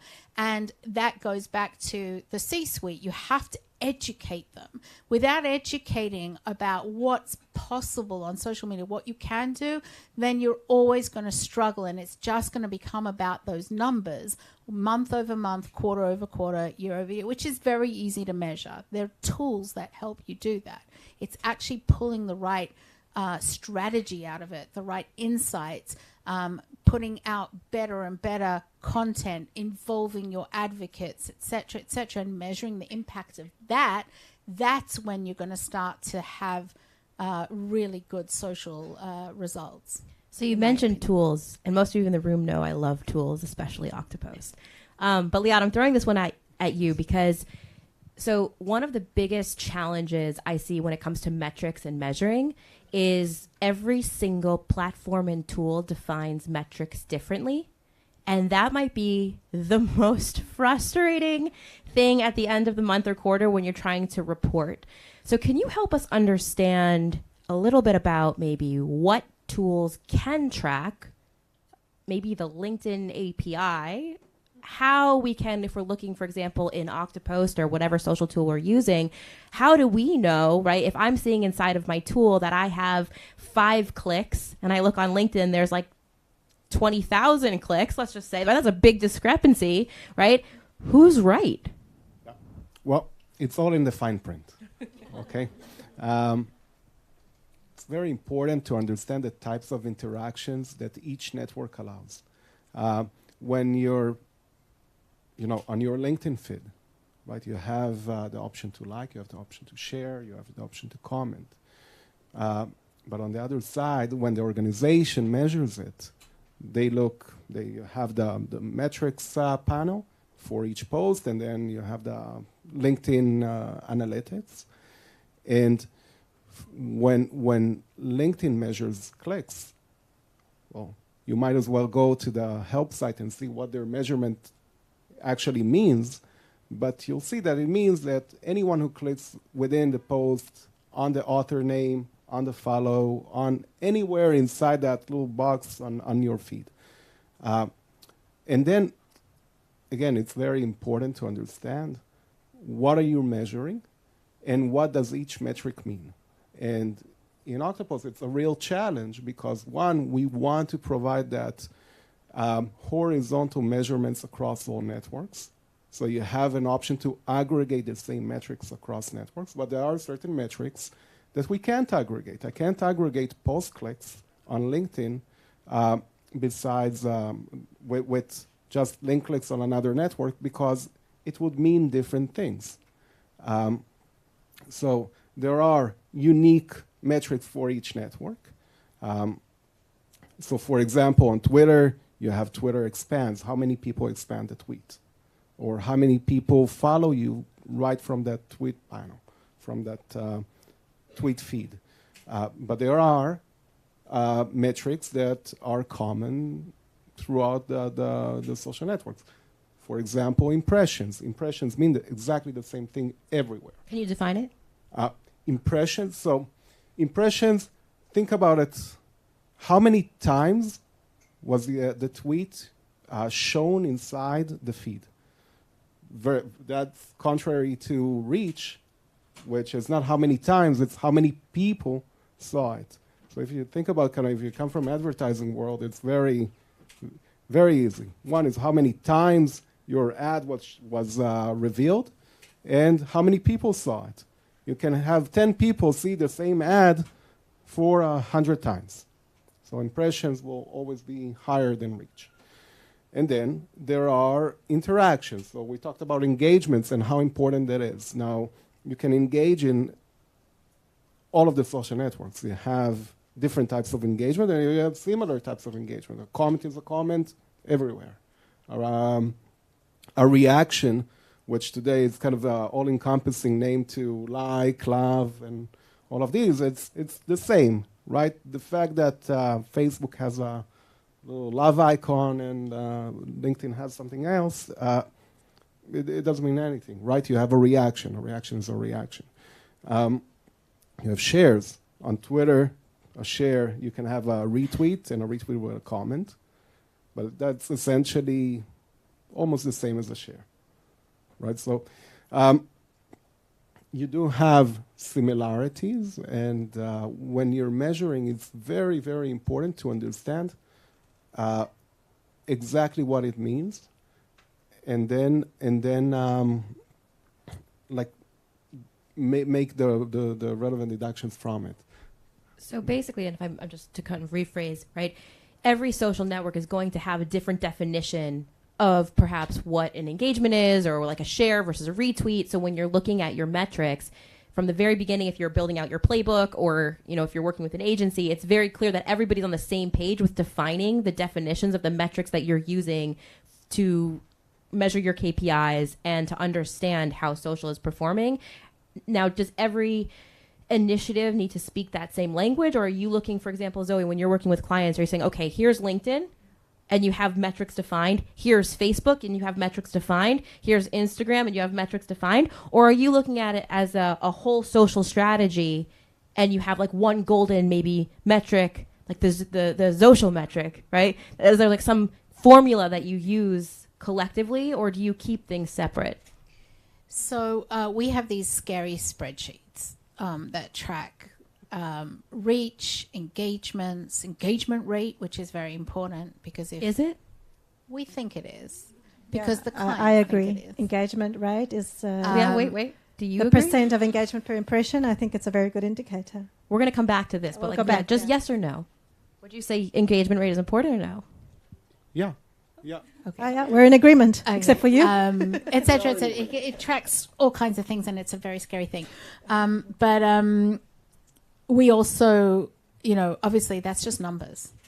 And what we're looking apart from the number is, okay, here's a great metric. This year we shared 10 videos. Which were the videos that people liked more and why? Like, let's analyze them. I have a great story about a client we worked with in the head diamond technology space, and we had a post that we shared more than once. But one time we shared it with a picture showing a couple sitting at home on their couch looking at an iPad and looking for an engagement ring from their home. And it was, this product was technology that allowed a jewelry store to bring the experience into your home. And then the other picture showed people in store at a jewelry store looking also on an iPad at this jewelry experience. And the one of the couple at home obviously was the one that kept performing much, much, much better. I'm like thousands of clicks compared to almost no clicks. And it's a bit of psychology as well. We looked at the numbers. The numbers are what drive us sitting there and going, okay, now what did that mean? And then when you dig a little deeper, you're like, okay, well, obviously, and hold on, who's clicking on this, by the way? It wasn't people buying diamond rings. It was jewelers who are looking for a way to sell their products to people buying diamond rings. So what's resonating with them is that they want to capture the customer, the client, before they even come into their store. They know there's 50 million jewelry stores out there. This speaks to them. And so that's why it was driving engagement. So it actually drove more strategic decisions about the type of pictures they should be using and the messaging for the campaigns moving forward and the paid campaigns that they run afterwards based on numbers. So it starts with a number and it ends in so it's not just how many views did you get, why did you get them, and why did they click on it, and can it drive even better messaging and content further. I want to add as well, I think when we analyze the social media, it's always per channel. We can't do like an overarching umbrella number. It's too much, it's too ambitious, and I wouldn't recommend anyone even to try it. If you do it, tell me. But I think that what's really important is when you analyze it and you're right, you have to understand the why. Why was this month impressive? Why did we get that engagement? Why did we get more clicks this month? And if you know how to answer those questions, you are doing the right thing, because you can do that again, you can replicate that, and then you know what to expect. And if you do that a lot of times, you're going to improve as a professional and in your strategy. We had a really interesting this testing, which I see everything coming into testing. That's my word for 2023, testing. Is we had like this, we did this social media campaign, and the client wanted everything glossy, like a banner was like beautiful with a tagline, and we worked on the design and we reworked the design, and we launched the campaign. It was really nothing special. And then the team was like, well, this is not working. Okay, we take pictures of the team in the office, not glossy, not professional. We start using those, and we put up like 5. And it's like, it's booming. It's booming. Just give us pictures of people in their authentic place, not any stock photos, anything like that. And that's a perfect example. Why didn't it work? It was too glossy. What are the metrics? We looked at clicks. In that perspective, we were looking at clicks, we were looking for registrants, we were looking for engagement, but that is an indication if that is of value to the target audience. And I think value is what we're talking about. Is it insightful? Is it valuable? Does it make the person feel like you're accessible? So I think that's a fantastic place to end. And I want to, if it's okay, I just want to open it up because I know metrics and measurement and KPIs get a lot of questions. And I see a hand. Can I open it up for just a few questions? We have 1 minute. So who should I pick? We have 2 minutes. So let's start with Elle.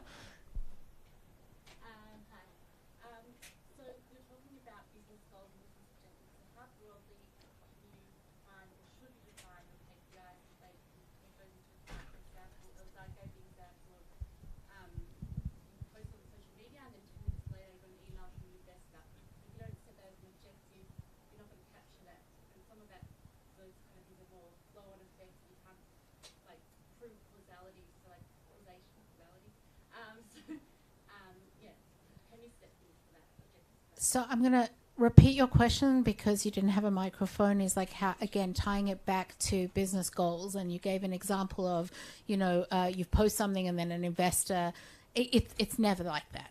So it comes back to what I said earlier about educating the people in the value of social media, how it works, what you should be measuring and not measuring. One of the things we've done as an agency is we've stopped putting follower numbers as our first metric.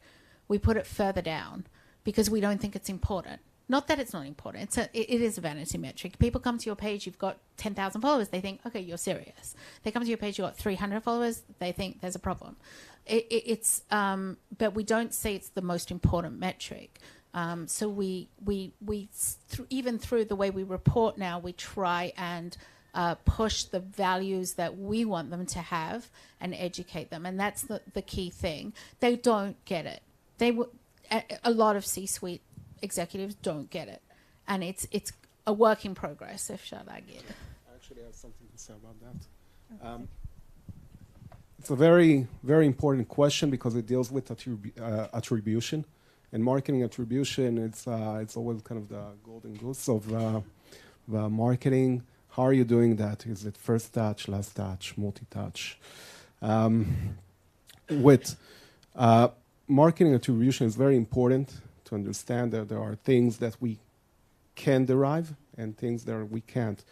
If someone visits our website and fills out a form, you'll know who they are and what pages they visited. If they engage with you on social media, right, that data stays with social, unless you're using Octopus. And that's what and I'm sorry about pushing that, but that's one of the problems that we set out to solve. How do you get that full visibility into what your customers and prospects are doing? And being able to connect the dots, and whether this executive or investor reached out a month after seeing your post or liked or engaged in conversation, you still need to have that full visibility into how people, customers, community engages with your content and website. And by the way, that's more important in B2B type companies than in B2C. Adidas doesn't care if Can I interrupt and explain what Liad's talking about? Because he didn't explain it, and it's the most amazing feature. I get asked all the time, you know, the people engaging with our post, those 25 likes, who are they? I can go hard and open it and go to their profile and look, but I'm not going to give you that. Reporting would take me hours to do that reporting for you. Octopus has something called the people database. So if someone has filled out your form and then, you know, I don't know if you all know about funnels and top of the funnel and where they go into your funnel and become part of your pipeline and blah, blah, blah. But let's say someone has filled out a form at some point or attended one of your events or registered for a webinar, and then they keep coming back and clicking on and liking your data. Through the people database, you can start to see who are your more serious leads, who are the customers that are engaging with your content. Now, if you wanted to do that manually, as I said, that's hours and hours of work. So it's a very powerful thing, and I think it's probably one of or the only tool that I know of that is going to that level of analytics.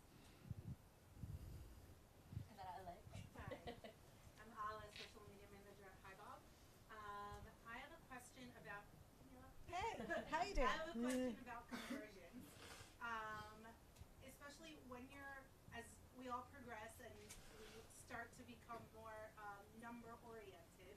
What are your thoughts on conversions? What exactly they mean in social media? I mean, I have to say, in terms of our conversions, I was just looking at our past numbers today. In Q3, 75% of our conversions were through advocacy on Octopus, so that's amazing.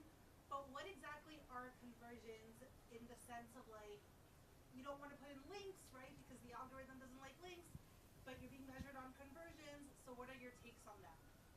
We actually have to wrap this up. So if no one minds, I'm going to take this very quickly. First of all, put your links in your posts. Nobody's going to go to the comments to look for the links. And if you want people to click on the links, then put the link in the post. That's the first thing. Second thing, very, very quickly, is that nobody's going to buy an enterprise product by clicking on a social media post, okay? People don't even buy a television by looking at a social media post. They'll go and compare the price on 50 different sites. They'll look on it on Amazon. They'll see if their friends got it, and then they'll make a decision to buy it. So even attribution there is almost impossible. I myself see dresses on Facebook and go, oh, I like that. Well, I like that. And then I'll see it again. I like that. And I'll like it 7 times before I'll actually click and maybe go and buy it, or I'll go and look for it somewhere else as well.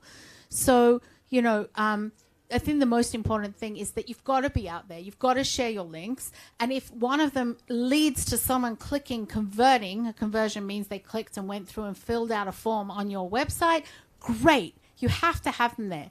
But it's not the be-all and end-all of social media. And it comes back to what I opened with, and I'm going to wrap up your panel before I let you wrap up your panel, is that if you keep the good mix of content, educating, validating, and all of that, and part of that mix is convertible content, you will consistently grow. You'll be able to measure those conversions and the metrics with amazing tools, and then you educate the people about what's important, and as long as you keep that consistent, that's the value of social media and the metrics and the KPIs that you should set. So I'm going to hand back to Jen so she can quickly wrap up, and then we're going to move on.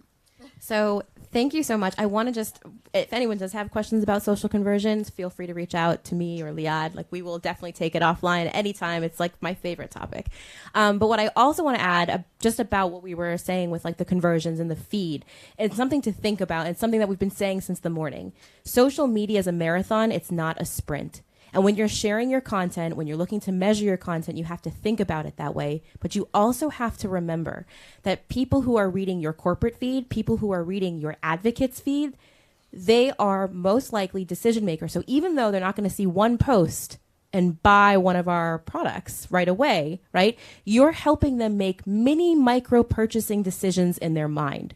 And that is why it is so important to be on social media, because we know that decision makers are on social. And I think it was Jonathan that said it, right? Or maybe it was the other Jonathan that said it, or Eldad that said it. Someone on the first panel had said it.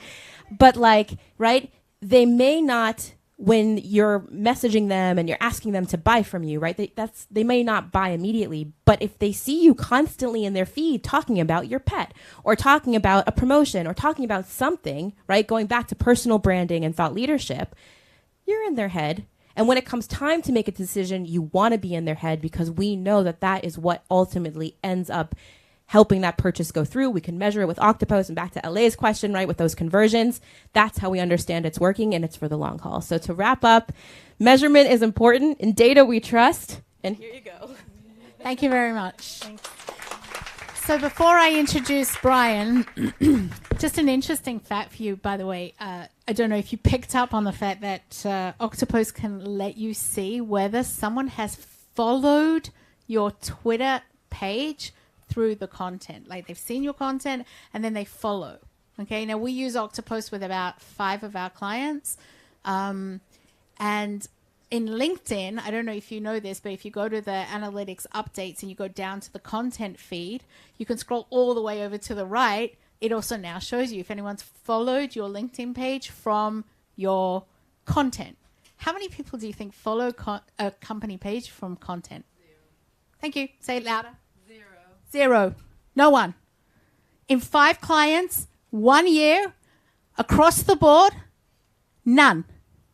No one's following your brand because you're posting on social media. So before I move on to wrapping up today and inviting you for lunch, let me introduce Brian. Brian was introduced to me by one of the other agencies here in Israel. He is the visual storyteller for PR. I think, is that a good way of saying what you do? You've been called worse before. But when it comes to visual storytelling, there isn't anyone better than Brian to tell you about it. Brian has just flown in from America for his first visit here in Israel. Don't disappear, because we're going to have lunch in a minute. And Brian's going to share his insights on visual storytelling for you.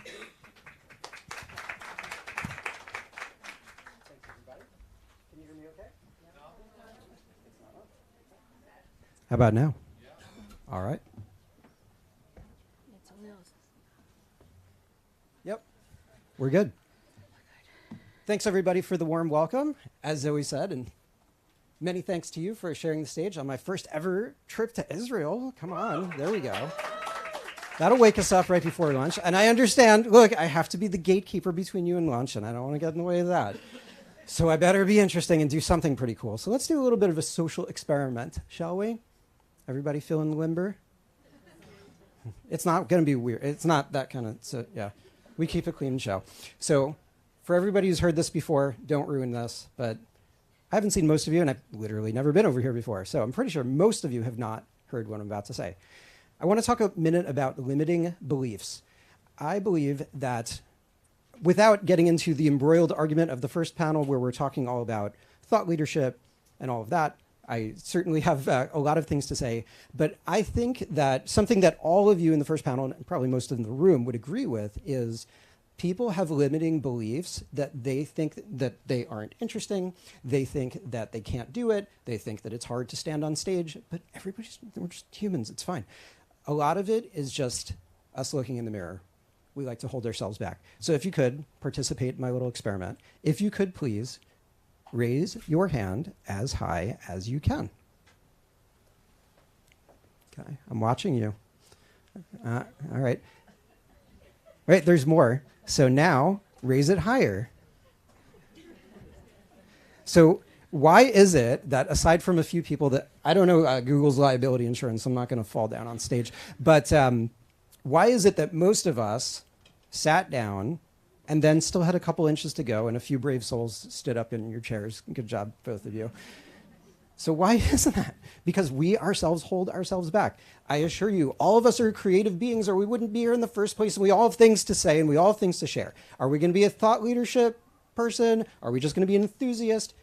Let's leave that debate for some other time. We all have the ability to be creative. Maybe some of us aren't the best artists in the world, and when the heck is this guy going to get past the first slide? All right, fine. So let's just settle a little bet. B2B, B2C. Ever hear of Brian Kramer? Pretty cool guy. Yep. H to H, human to human.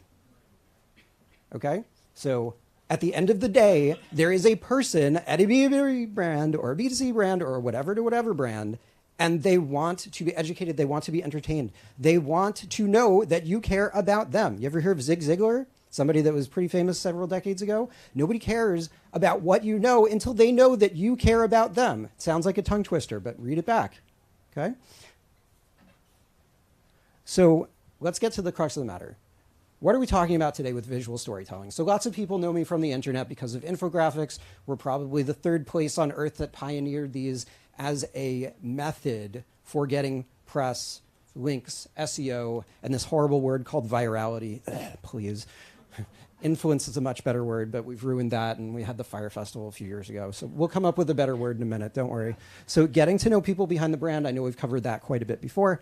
Thought leadership and innovation in a boring market. For those of you who are into B2B, SaaS, and all that, congratulations, you won the lottery. Lots of stuff is kind of asleep at the wheel. And anybody who does things really interesting in boring places gets a larger variety than the share. And I see you're shaking your head violently on it, and I agree with you. So that's what we have over here. All right. Let's talk about how in the world do we fit this into the realm of social media. So I look at social. I don't look down at social. I don't want to like get everybody just like flaming tweets and throw me off the platform or anything. But I look at it as one facet of the broader discussion on the internet. I think that if you're not looking at everybody's due diligence, news searches, media searches, all of the organic media, all of the paid media, it's extremely important. People who have specific buying intent, if you are making that go like fire, that's going to be incredibly important. But the thing that I like to talk about on social, although I've been a social media practitioner for, I feel like an old guy, probably at least 16 years or something, the thing that I like to spend all my time is LinkedIn. LinkedIn shouldn't be like such a party festival, but guess what it is? LinkedIn had a renaissance 5 or 6 years ago. I don't know how math works anymore because we had the pandemic, but let's just say it's around that time. LinkedIn is one of the best places to be because all of corporates, everybody might lock down all the firewalls on all these different networks, and LinkedIn, everybody keeps it wide open, and you can have employee advocacy, and it's amazing. And most people suck at content on LinkedIn all day. And even if you don't think that you're that good or that creative, let me talk to you about two really boring things that own the game. One is document sharing. Why am I standing on stage talking about PDFs? What century is this? But even Zoe would completely agree with me because everyone in the room say it at the same time. What is Zoe known for when it comes to document sharing? Okay. Thank you for starting the wave. And what is the carousel? It is a literal PDF document that you can flip through. And I'm sure Zoe could tell us that the numbers are off the charts. Like how much stuff, sorry to break the wall here, but how crazy did that go at the beginning? Well, I can't tell you an exact metric because LinkedIn doesn't let me measure it, but more than 10,000 people have shared a carousel of themselves on LinkedIn. And the LinkedIn creator community have adopted it as a means for them to tell their story about their personal brand. So no big deal, right? Yeah. I Take a bow. trademarked it. As you should. So even though we're just talking about plain old boring PDFs, sometimes plain and boring works and makes money. You don't have to be dancing on TikTok. I don't even have an account. I don't care. I have enough agencies probably spying on me anyway. And newsletter. Show of hands.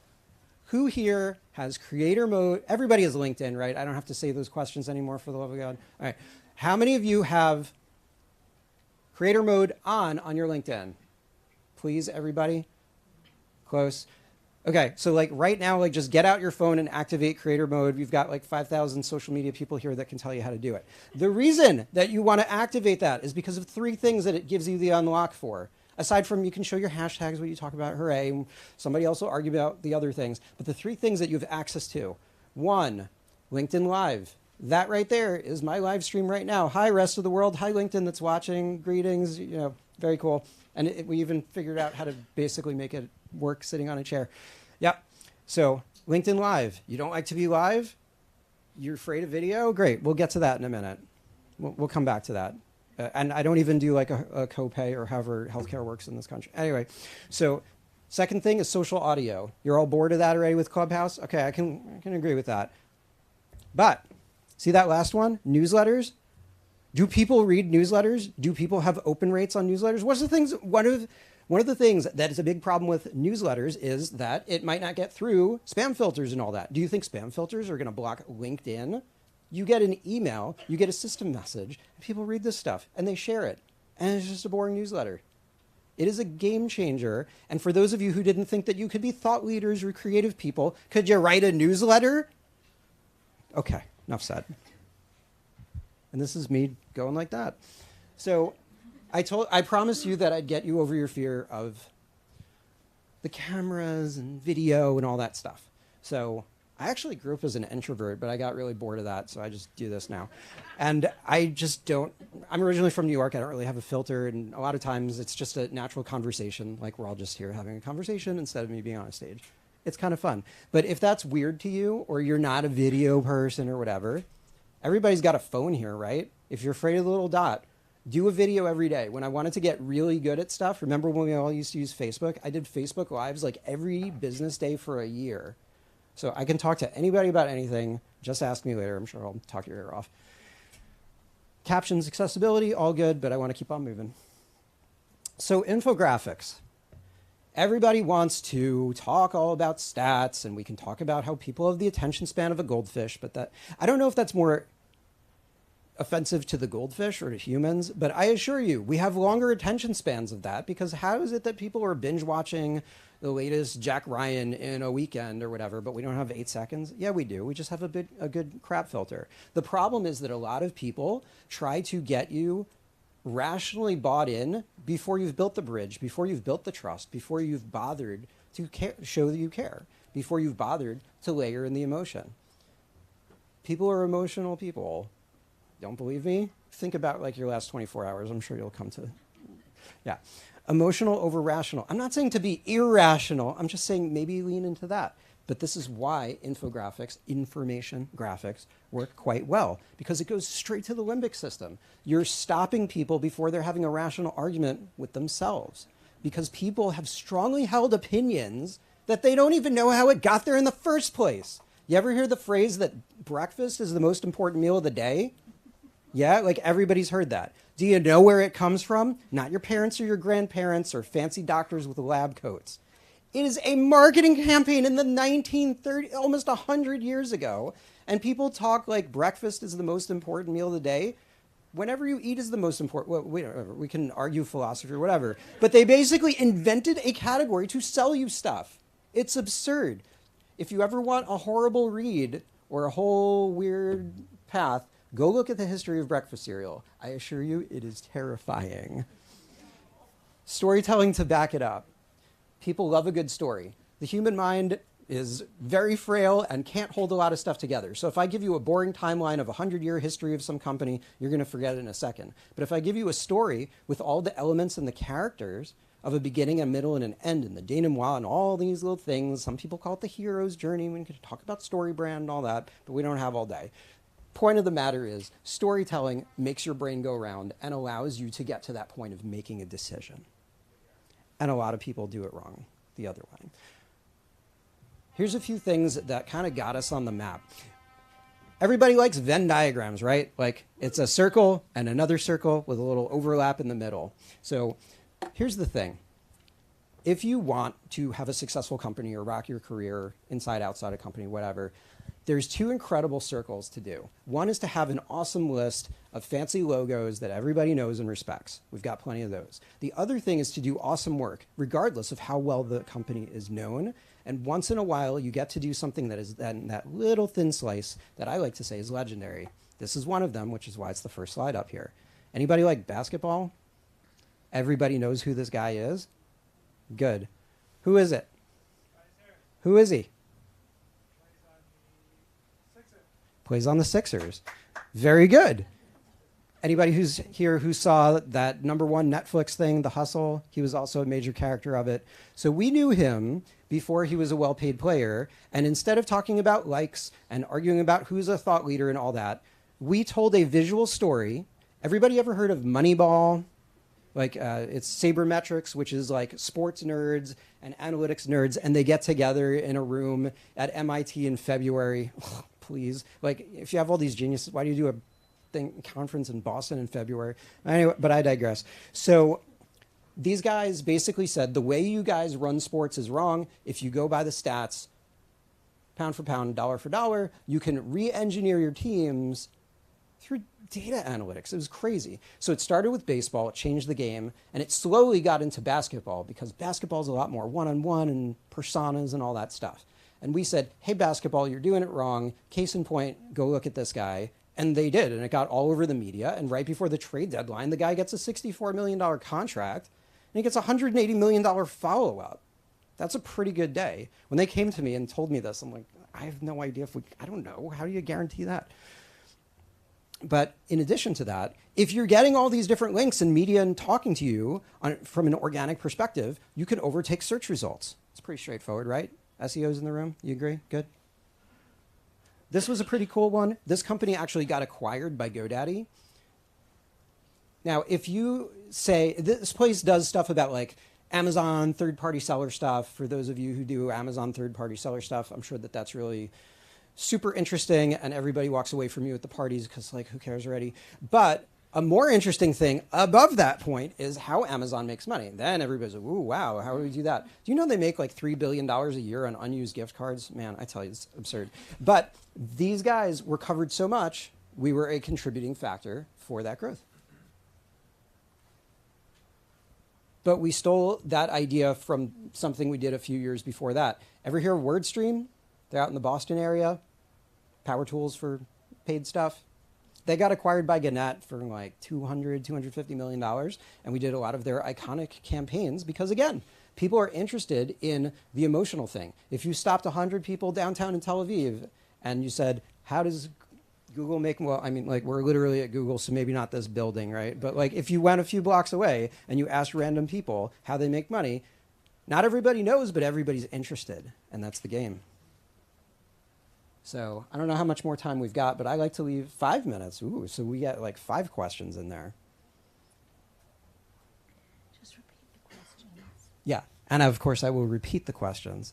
Can I ask a question? You sure can. I'm just part of the staff, but it's something that... Whoa, hold up.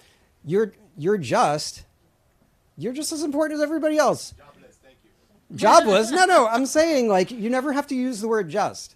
You are. Introduce yourself. I'm Ellie. Hey, Ellie. How are you?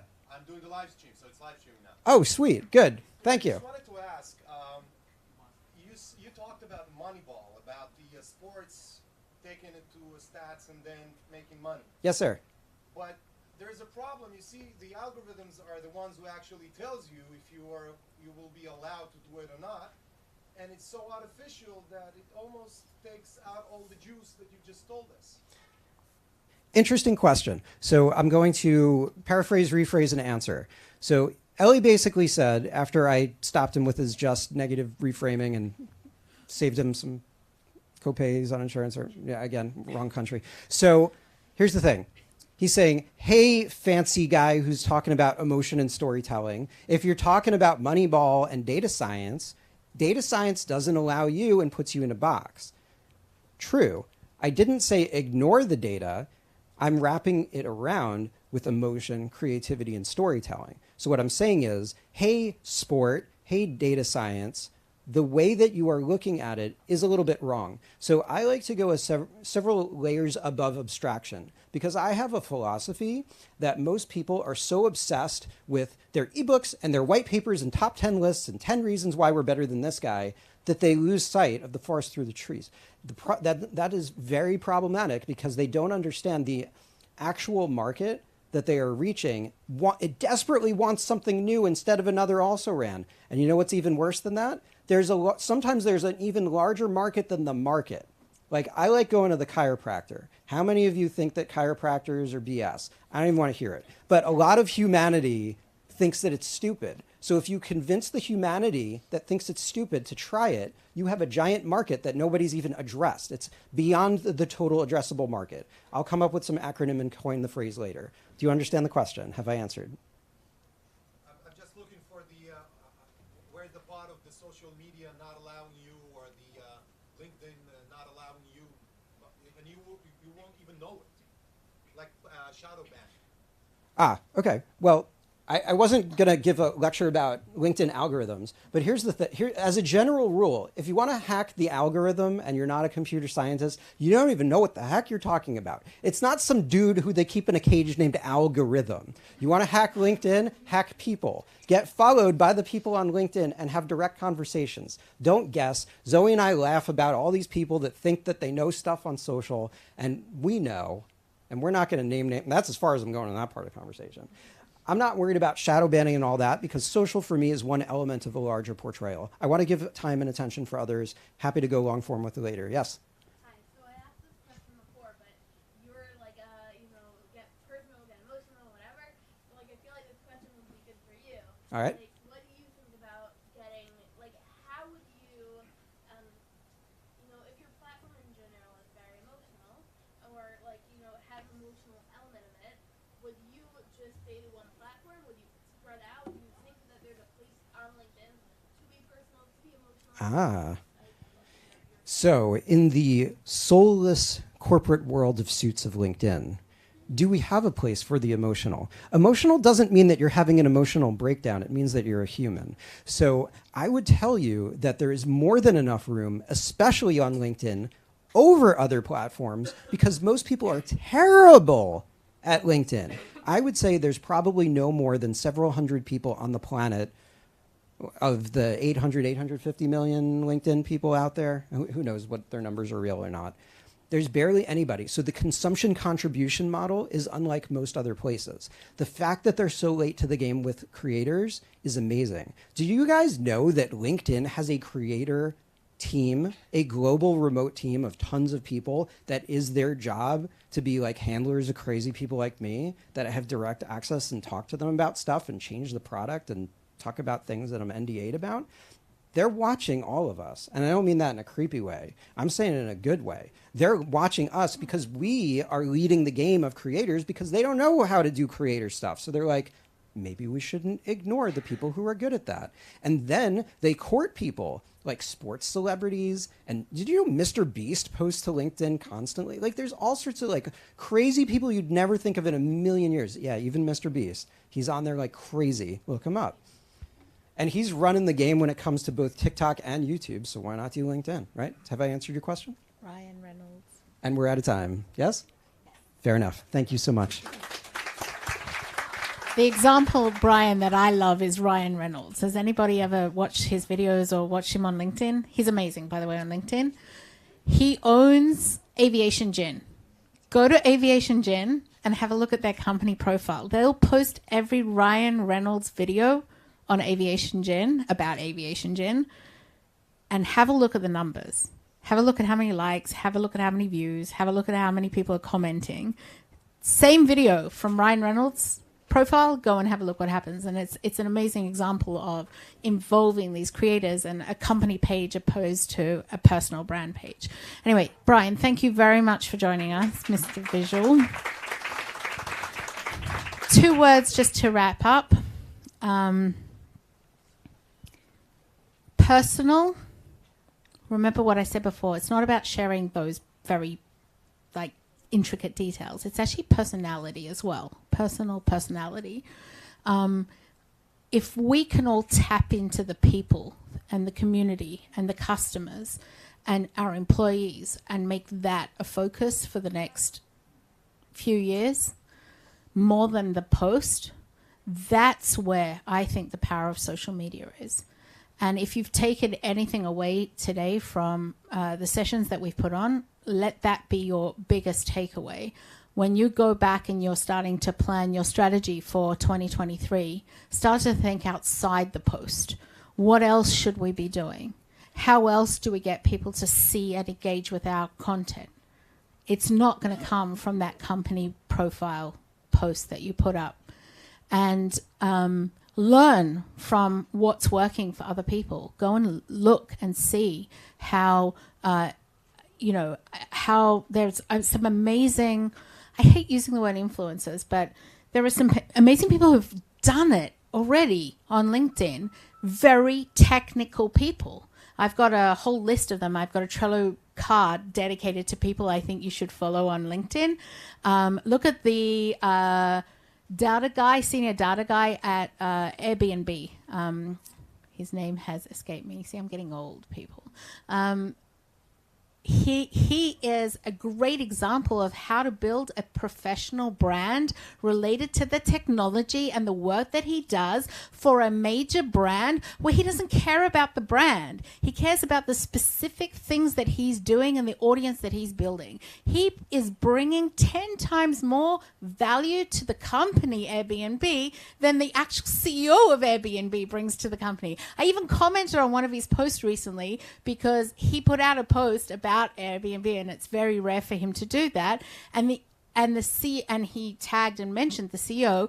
The CEO didn't post about it, and I was a little shocked. So they're even very technical people. When you stay in your lane and you play that long game, and you aren't afraid to go out there and give value and talk about your expertise and your experience, you can make amazing magic happen on social media. If you're not, you're just there's all kinds of terminologies we use, praying and spraying and praying. You're just putting it there and hoping people are going to see it. You're not delivering any value. So thank you very much for joining us. There's lunch outside. I hope you'll all stay and eat something. If you've got any questions for me or the team, I'd just like to thank Octopost for their sponsorship today and for joining us today. And also to thank Brian for coming all the way from America, and to all our panelists as well. Thank you very much. And to my amazing team. Team Zoecial, where are you? Thank you.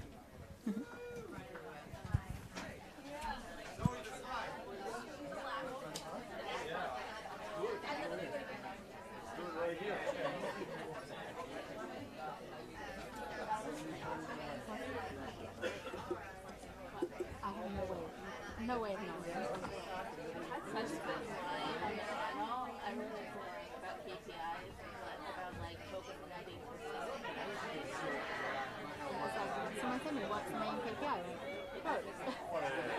But what does growth mean? Just grow.